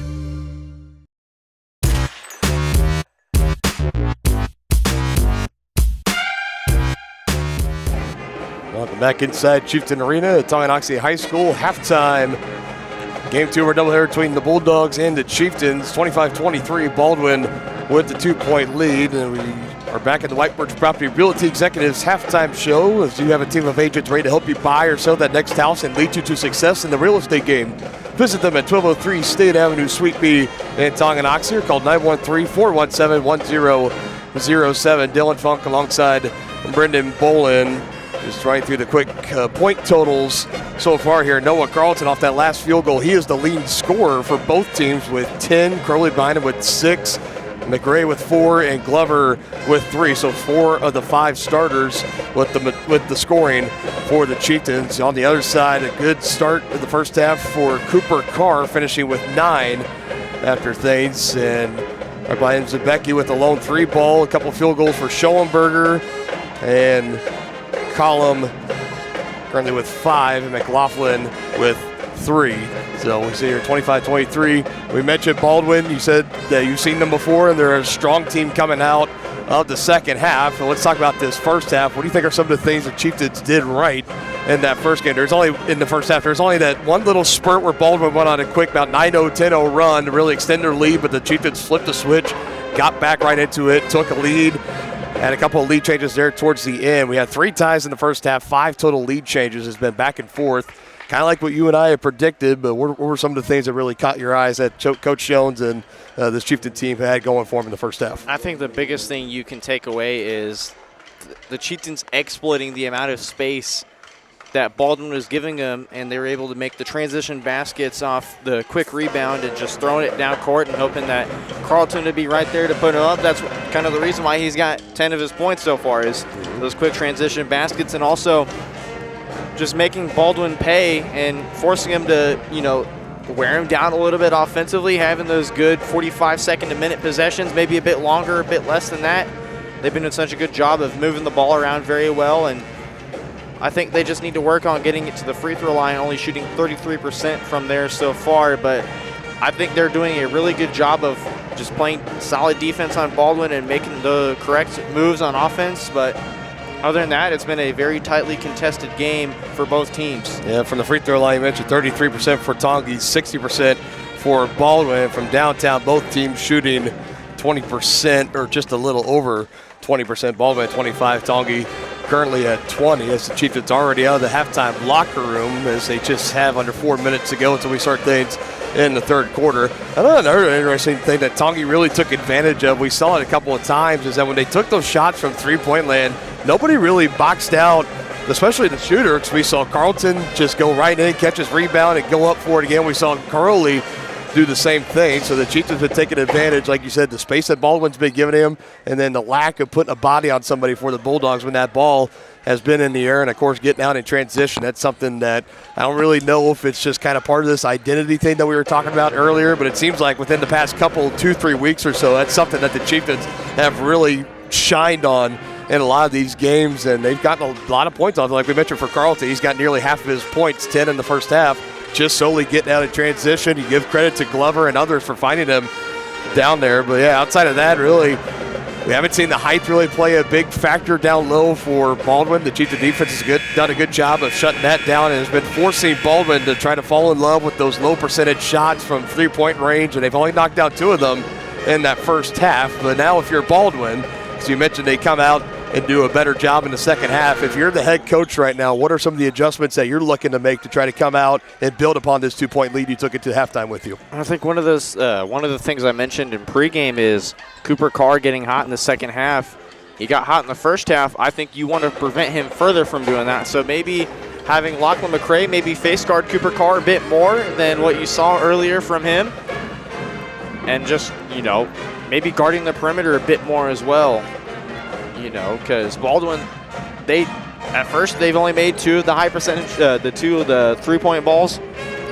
They may start knocking him down in the second half. So I'd start guarding on the perimeter as well, but also just making sure you're consistently flowing down low. And I think Crowley's done a nice job of flowing down low to help trap either Schomburger or McCollum, and then go right back up to close out on whichever perimeter player it be, whether it be Zimbecki or Talon Torres, who they're prominent three-point shooters, and I think they may continue to keep up that path in the second half. So the thing I think that's going to be interesting to keep an eye on in the second half, we already mentioned it, shooting from the free throw line, 33% for the Chieftains. Usually in these kind of close contests, if the Chieftains are able to keep pace for pace with the Bulldogs, it can come down to, in a game that you lose by 4 points, if you missed 5 or 6 free throws, that could be the difference in the game. And for the Chieftains, they found themselves in that position a couple of times this year. I always go back to the tournament game in the opening round against Bonner Springs in a game that you lose by 6 points and you left 7 points at the free throw line. Could have been a potential game changer. Who knows? That's hindsight's always 20/20. But especially at home in the Frontier League, you're playing the third-ranked team in 4A East with the postseason coming up. It's just a little over a week from now. And right now you got them within 2.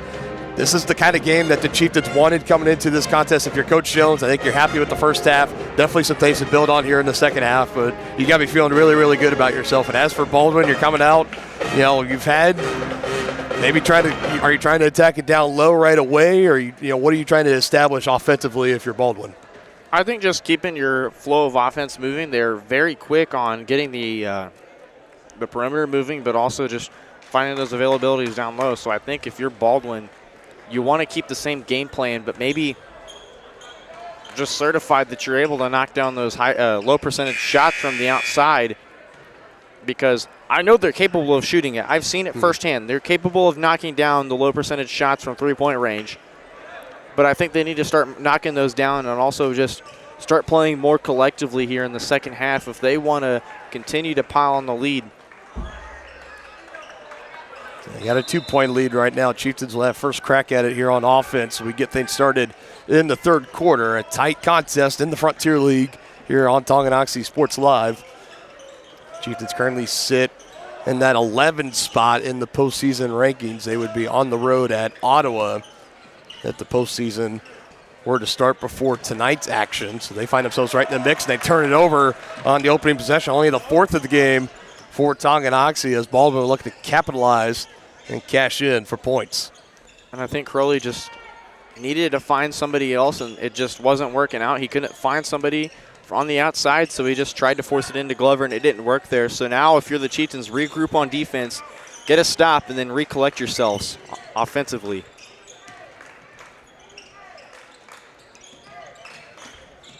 Zimbecki with it.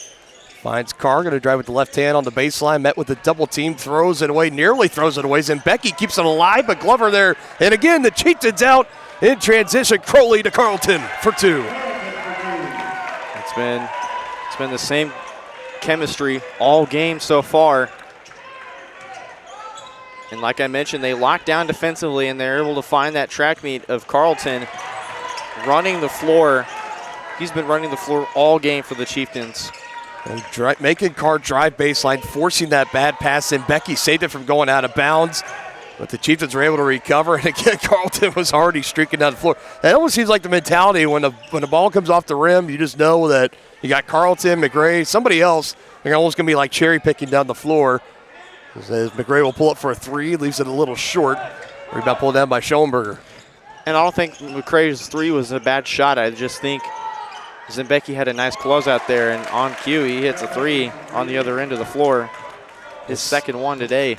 6 points total for Zimbecki, gives Baldwin back the lead, 28-25.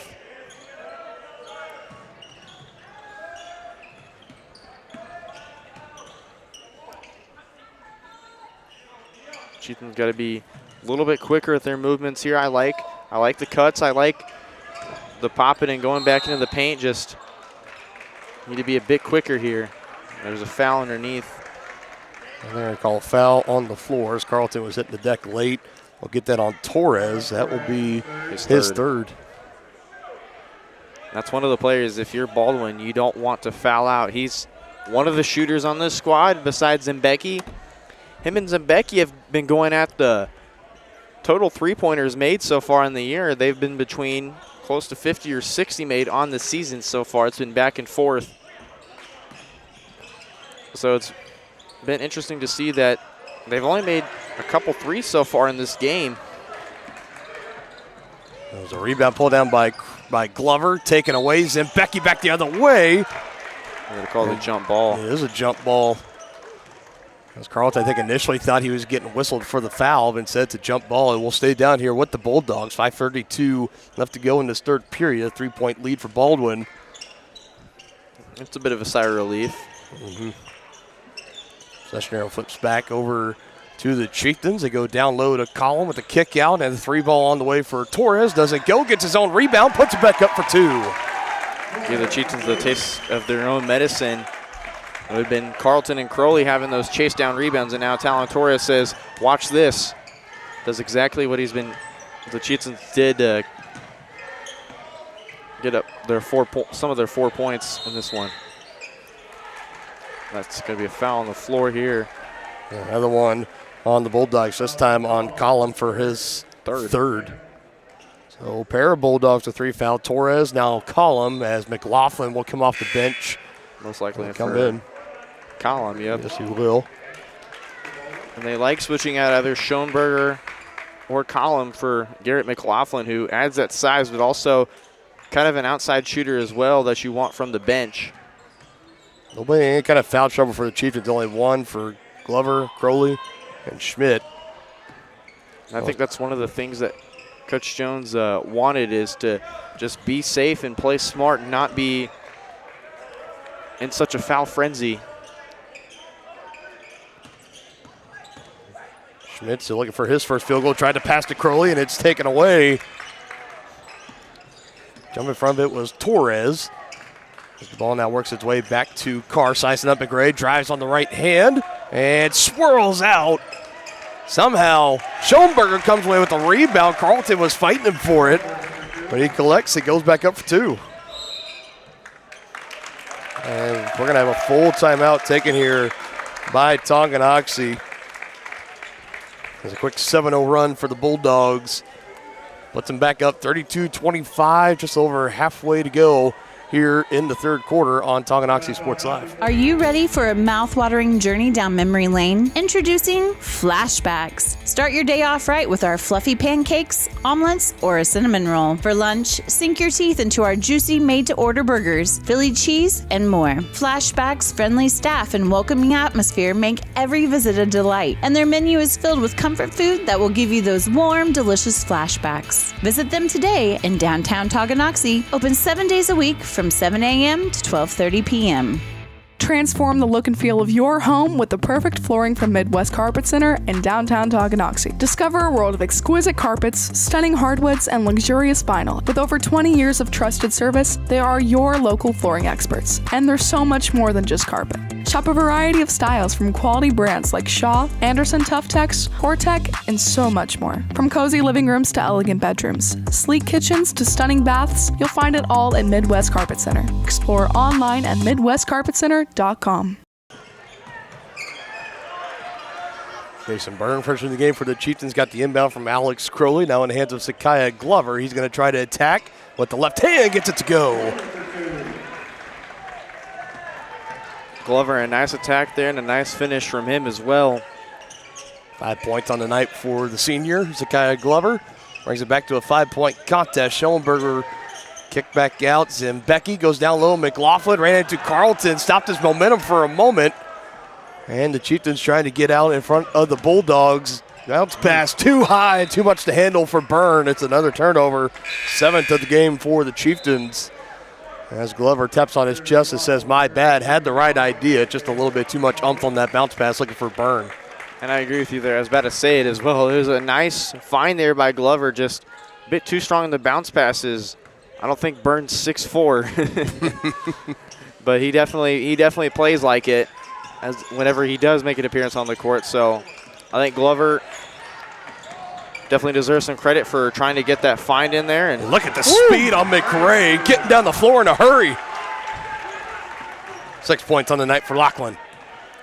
Whatever Jones said in that huddle must have been a spark for the Chieftains, because here they are already on a 4-0 run out of the timeout. Zembecki trying to end it, can't do it. Rebound quickly put back up by Carr. That doesn't go. And a foul call underneath. Yep. On Smossel trying to fight for that one. And it was nice on Byrne to try and pry that one away, but just at the wrong location there to try and pry it away from Smossel.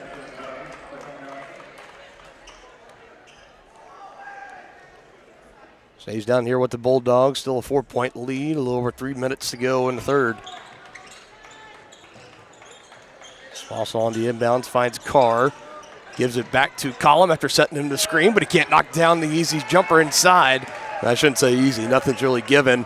The great defense from the Chieftains, but usually a high percentage shot at the varsity level. Oh, man. Schmidt gets to collect and puts it in, his first bucket. And all 5 starters for the Chieftains now in scoring figures as McRae signaling to the student section, trying to fire this team up a little bit, fire this crowd up a little bit. And Becky. I was waiting for that. I was like, I bet you Baldwin's going to answer here, and Zembeki does just that, knocking down his 3rd triple tonight, the 2nd of this quarter. And just when Tongi's starting to get some momentum, have it back within a 1-point game, a big 3 from Zembeki takes it back to a 4-point advantage. Crowley with the right hand, it's good.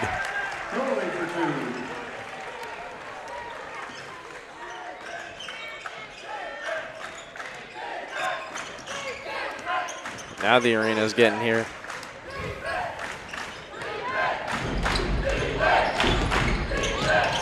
All right, baseline stops, good hesitation from Torres. Letting defenders fly by him. For the Chieftains, just stay with the nice momentum you've had there. Just play a bit slower on offense here. I know Schmidt wanted to shoot that 3 ball, but I think he heard you say play a little slower. I think they need to pass the ball around more.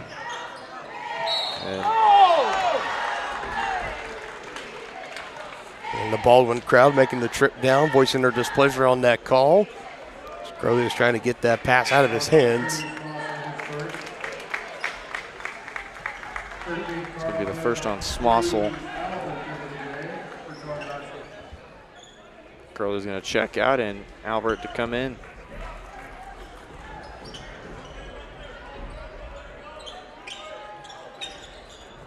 Schmidt comes loose on the inbounds, lost it on the floor. They're going to call a foul, I think. Say Chieftains do have the possession arrow, but I agree. Yeah, they're going to get an offensive foul, and they will get it on Schmidt as he was diving for that loose ball, his 2nd.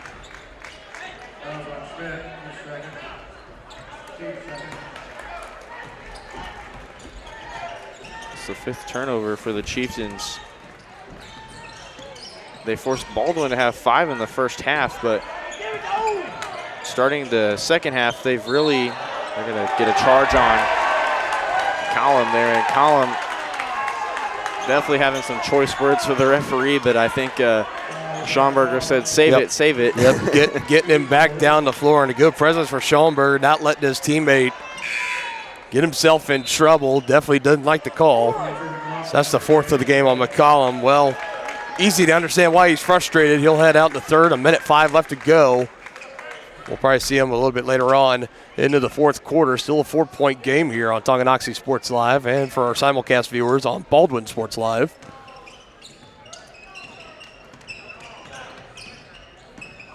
Glover takes the screen with a burst of energy high off the glass. Back to a 2-point game we go. Torres on the other end, though, is able to answer, and just like that, momentum halted for the Chieftains. I was going to say, that's one of the people you don't want to leave open in the corner is Talon Torres.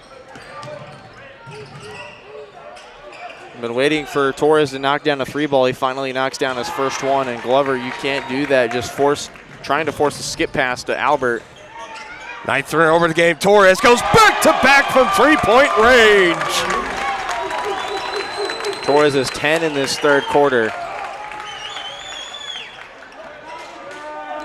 And back-to-back from downtown. Defensive foul here. All 10 points for Torres. All here in the third. 10.8 seconds left. Foul on Schoenberg is the 5th team foul. So that does put the Chieftains at the line for the 2 free throw bonus. It'll be Noah Carlton. First trip we've had to the line for either team in the second half. Chieftains shot at a 33% clip in the first half. First trip of the night for Noah Carlton.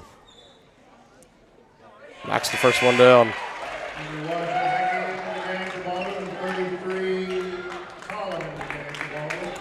So Colin will check back in, along with Becky, and Curley will check back in for Chieftains.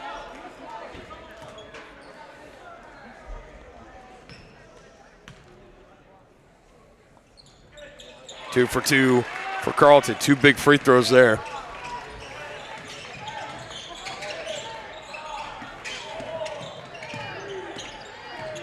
Shot, good if it goes for Torres. Ooh.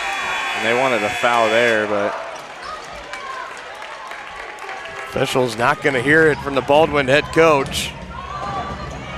He's going to bring him over. He's going to try and talk him out, say what he saw, but nonetheless, Baldwin heading to the 4th quarter with a lead over the Chieftains, 43-37, trying to close out the regular season sweep on the other side here on your home of the Chieftains, Tonganoxie Sports Live.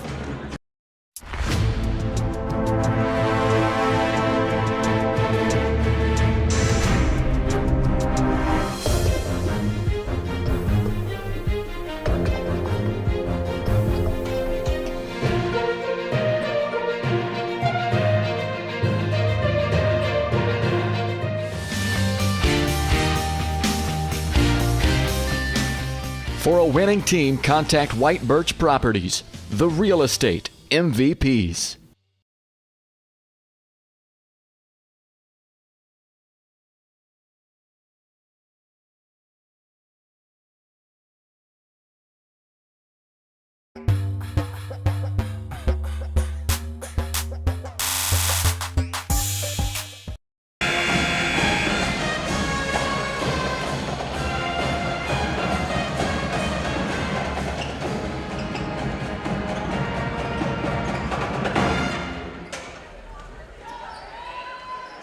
Five-point ball game. We head to the 4th and final quarter. It's been an exciting one. We're in for a great conclusion here on Tonganoxie Sports Live. Dylan Funk alongside Brendan Bolin as we currently are working. I know everyone can hear us, but I see the picture of on Tonganoxie Sports Live is currently having difficulties.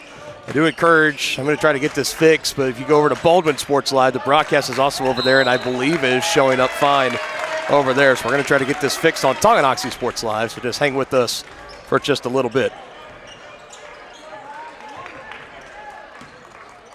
Maybe a takeover? Or? Yeah, you know what you're doing. Go ahead. Quick 2 inside, pull-up jumper from Carr won't go, and on the rebound there's a foul underneath. It'll be on the Bulldogs as referees will signal for a foul. They're going to give this one to Schoenberger on the rebound. That's number 3 for him. And the first foul of the new quarter on the Bulldogs. So here's Zakiah Glover to dribble it up the floor for the Chieftains. 7 points for him tonight so far. Crowley on the left side gets the screen from Glover, rolls off it. Gets this one to Owen Schmidt, trying to force this one to Glover's, and Becky all over that one. Doesn't matter, Glover trying to throw up a shot there. Won't see the basket there, rebounded there by Schoenberger, and here comes Cooper Carr up the floor. So Becky, deep 3, gets it to go there. Joey Zembecki, his third 3 of the second half. He's got 12. Crowley the other way, feasts it inside to Carlton, gets that one. And just when you thought Baldwin had the momentum, the Chieftains answer right back as a Carlton layup. A nice assist there, and now here's a steal from Carlton, poked away by Zembecki. And just when you thought Carlton had another track meet awaiting there on the Bulldogs, it's poked from behind there by Joey Zembecki. Pete Glover to inbound this one. Finds Crowley, and Schoenberger is going to knock down Carlton on the end of the floor, and that's the 4th on Schoenberger. McLaughlin to check in. Interesting, you got Schoenberger and Collum each with 4 personals as Schoenberg will head out. I do believe we are back up and running on Tonganoxie Sports Live. Apologize for that delay. And April Seba, shout out to you for the quick message. Wouldn't have known it without you, so thank you for letting us know so we can get on that quickly. Also want to credit James Crowley on my end as well. There we go. That's great. If you guys got the contact to us, let us know right away so we can get the problem fixed as soon as possible. Thank you both for letting us know. 7-point game. Schmidt on the drive in, gets his own rebound. 5-point game. Schmidt held scoreless in the first half, but you knew at some point in the game he'd start scoring. He's got 4 in this second half. And count the bucket on the inside for Smossel. His first bucket of the game and a big one. As another foul will be tacked. I believe we'll give it to Schmidt for his third.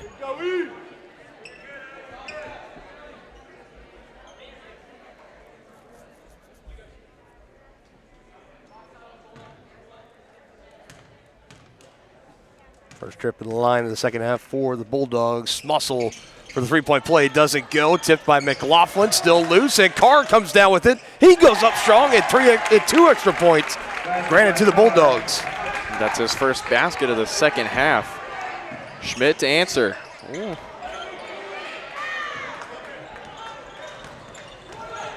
Bulldogs trying to pull away and put it away. Another one, and Becky doesn't go, but an easy rebound for Torres. He's found and count that bucket.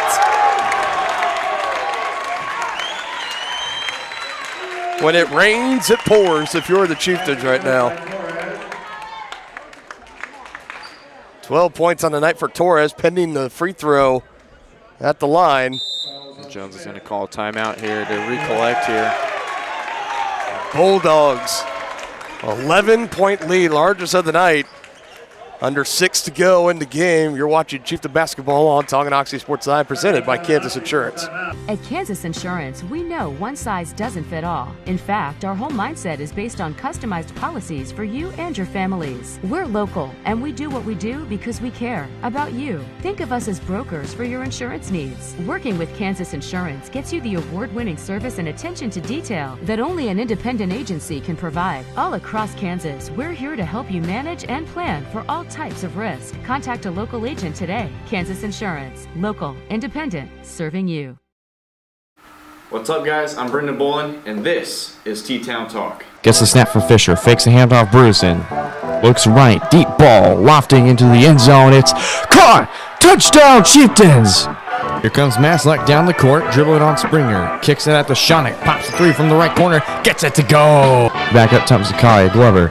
Feeds it inside to Carlton. Nice power dribble underneath and gets it to go. Join me every Friday at 7 a.m. for your exclusive Chieftain Sports News and more on our exclusive home on Spotify.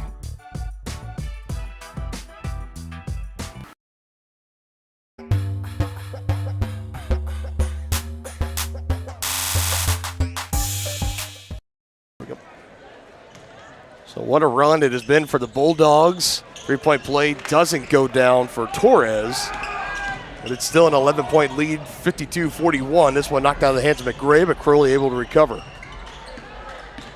If you're the Chieftains, you can't let Baldwin's run overwhelm you. If you're a Baldwin fan, you're used to seeing a nice little run in the second half, but this one, it's been definitely making the Chieftains a little frustrated and antsy here, and now another timeout called by Coach Jones. With 32nd with possession arrow in favor of the Bulldogs. It's just a quick 30 taken by Coach Jones, bailing out his team there. While we do have time, let's take a look at what's coming up next here on Tonganoxie Sports Live. We're coming down the final stretch of the season. 2 basketball games. Our next one will be this Friday the 16th here at home against Paola. I think you'll be back on the call. I will, with yes. us, the voice of the Panthers and the voice of the Chieftains. We'll team up and tackle that one. Should be a great one. And as we wrap up the other night of senior night as well, I believe basketball players, managers, and anybody else that hasn't yet to be recognized, that'll be that night. Regional wrestling taking place this Saturday here from Chieftain Arena. We'll get to see who gets to punch their ticket to the state tournament before we wrap up the basketball regular season a week from now in Ottawa with a date with the Cyclones.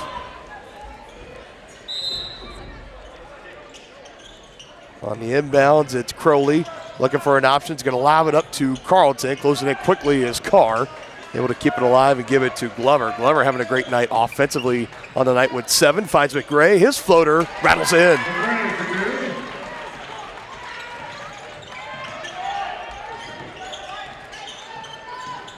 Under 10 now for the Chieftains.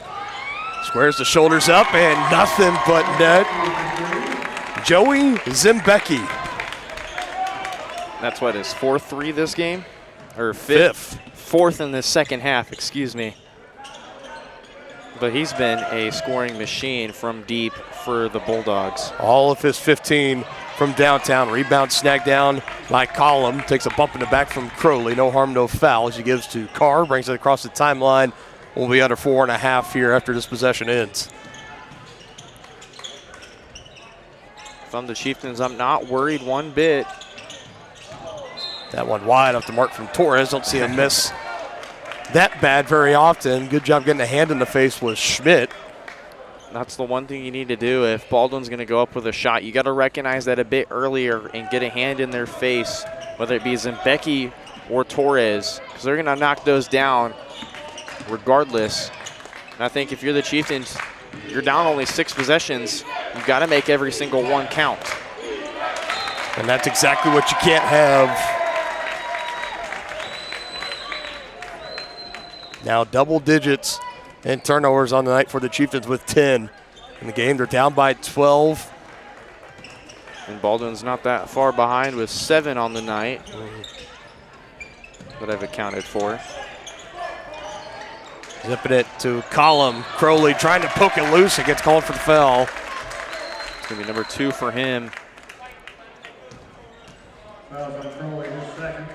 And I think the worst case scenario, if you're the Chieftains, is getting Baldwin into the bonus to where they can, if you foul them, they can extend onto this lead.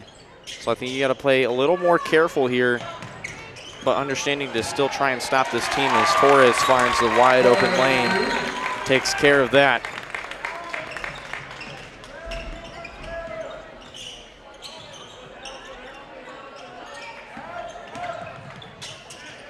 McRae with the give to Crowley. Guarded by Schoenberger, bounces it. Carlton puts it on the floor. Far corner 3 from McRae is up, does not go. Nice job by McRae to, if he didn't knock down that shot, he's right back on defense, staying with it here. And Carr, great hesitation, but he walked with it. And I think that was the right call. I'll say it too loud. I got a lot of Baldwin faithful around us here, but yeah, I mean, looked like definitely, a travel. Had all the signs. Yeah. He had the initial pump fake, but I think he just took that extra step to try and go up with it there, and you can't be having that. So I think it was a reasonable call for a travel there, whether Baldwin fans want to agree with it or not. Now under 3 left to go in the game. Do the Chieftains get a quick basket here? Maybe start another momentum drive here. That 3 doesn't go. Straight away from Crowley. Strong rebound pulled down by Collum underneath. Not sure why Jones hasn't pulled out the full court pressure yet. Hopefully maybe Kick we'll out. see it. Good! Collum with the assist to Torres. And that could be the backbreaker as the Bulldogs have eclipsed 60 points. Torres has 15 points in this second half. Unbelievable. There's Schmidt to answer right back. All of his 6 coming in the second half for him. Chieftains still down by 15, trying to get out in transition. McRae is up ahead. Comes near side to Crowley. Just find a quick basket and get back on defense. Schmidt, far corner 3 is good.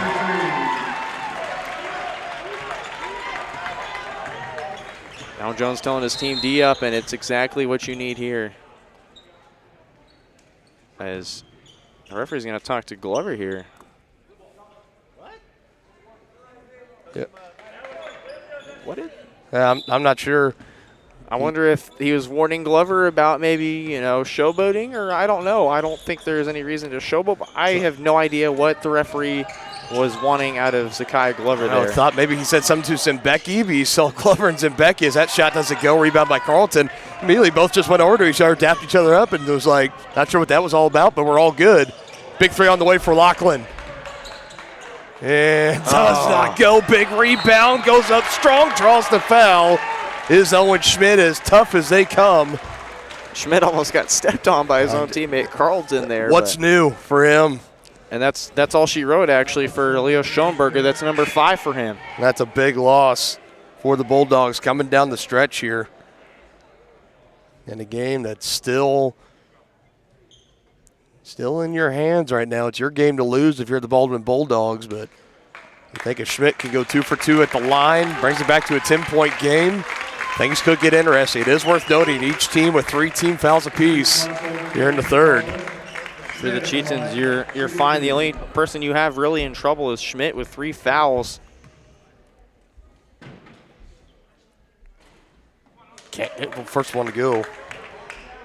But if you're the Bulldogs, you have your other big man, Collum, with 4. Other than that, Talon Torres has got 3. So I think you're late in the game to kind of not worry about it. But also, if you're the Chieftains, try and make a comeback and make the most of it there. Now, last off of Carlton, I believe. Carlton trying to say it should be Chieftain basketball, but that's tough. Jones is saying regroup, and now they're going to pull out the full court press here. And Baldwin wasn't ready for it. They're all heading down to their end of the floor, so a full timeout taken by the head coach. Chieftains trying to make things interesting here late. 60-48, Baldwin still in front by 12 under a minute and a half left to go in the ball game here on Tongi and Baldwin Sports Live. Hey folks, save $1,000 on your interior painting project this winter. Hire Absolute Painting during November through February and qualify for 10% off your project, a free paint upgrade, and a free color consultation to make sure you choose the perfect colors to transform your home. This amazing offer only lasts until our winter calendar is booked and spots are filling up fast. Call now and save $1,000 on your interior project. No money down, affordable monthly payment options are available. This offer won't last long, so call now to save $1,000 on your interior project with Absolute Painting, where quality is absolute.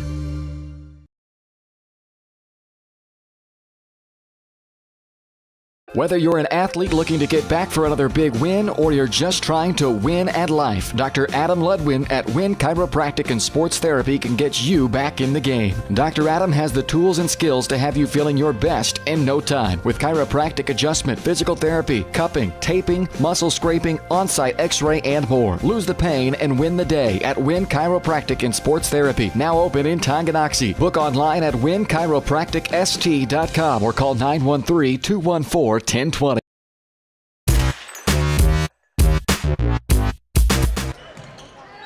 Chieftains bringing full court pressure, deflected by Schmidt, but right in the hands of Cooper Carr coming down the floor. Kick back out to Zimbecki, and if you're Baldwin here, you think you're going to start forcing Tongi to come up. Maybe start to foul. There's the first whistle.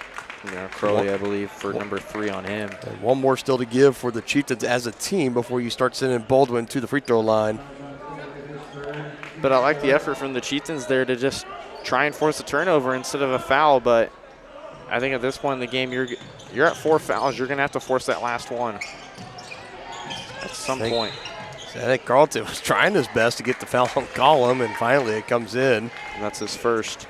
Got the Baldwin fans around and saying he's fouling him. That's the point. He's trying to. Send it to the line. 15th foul now. Baldwin 60% in the first half, already 0 of 2 to start the second half here. And this is it for Baldwin. You know, if you don't want to make anything exciting, make your free throws, and that's a good start for Collum. Collum at 1 of 2 in the first half. Already off to a good start here, making his first.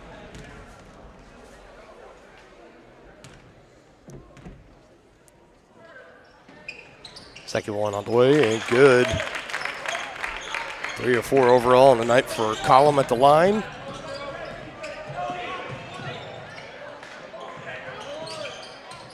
Eight points total. That one high off the rim and pulled down underneath by Carr, trying to get loose from Tongi defenders. And Glover's like, I thought I had that poked away clean there, and even Jones is asking about it. Now it's going to be on Carlton's second, I believe. Yep, back-to-back fouls on Carlton.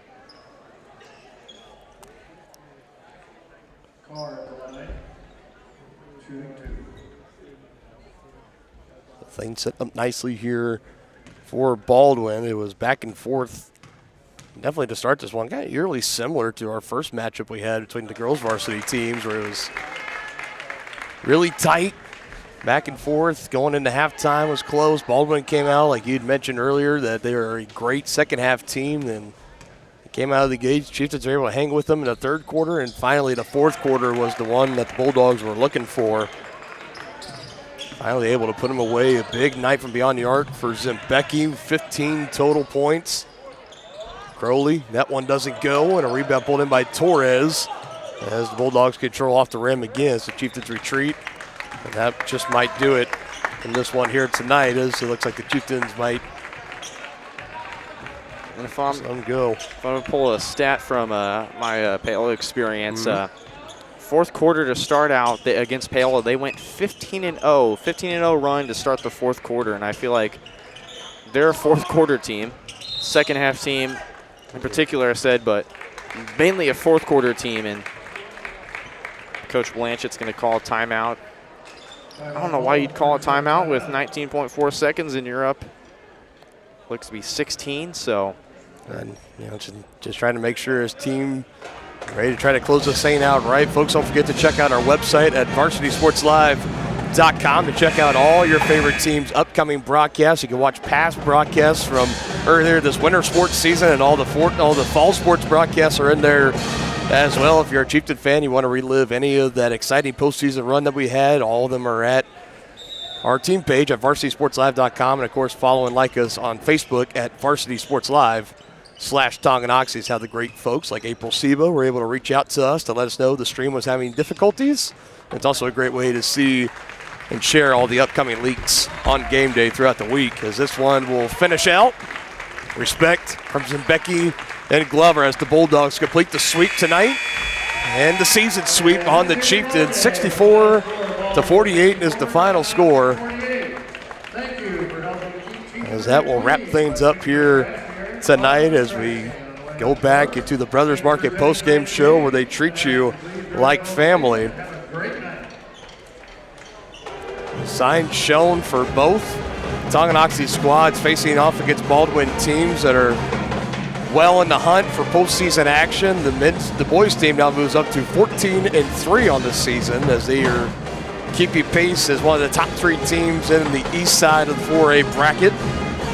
Postseason matchups will be coming out here within the next about week or so, 7 or 8 days.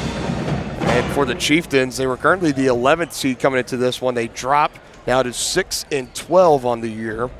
And we'll see after all the rest of the scores and stuff come into tonight where that will officially put them. But you got right now for both teams, the boys teams are still very well into the mix. They got a favorable matchup against a Paola Panther squad coming into Chieftain Arena coming up this Friday right here on Tonganoxie Sports Live. And for the girls team, currently sit right on the bubble, and it's going to be a big one because if they beat Paola coming into town this Friday as well. They do get that playoff spot, as I will interrupt you here. Sorry to complete the final score. Sure. As the Broncos did beat the Lady Panthers 58-31. So Friday night, it's going to be the game to beat between both of these teams to vie for that last playoff spot up and around. So, and then Paola has another game against Emporia the next Tuesday. So, and then Tonganoxie's next one will be against Ottawa. So yeah, again, but see, it's still too early the way they do it in high school basketball. It's just high school sports. And Acacia, it's really tough to,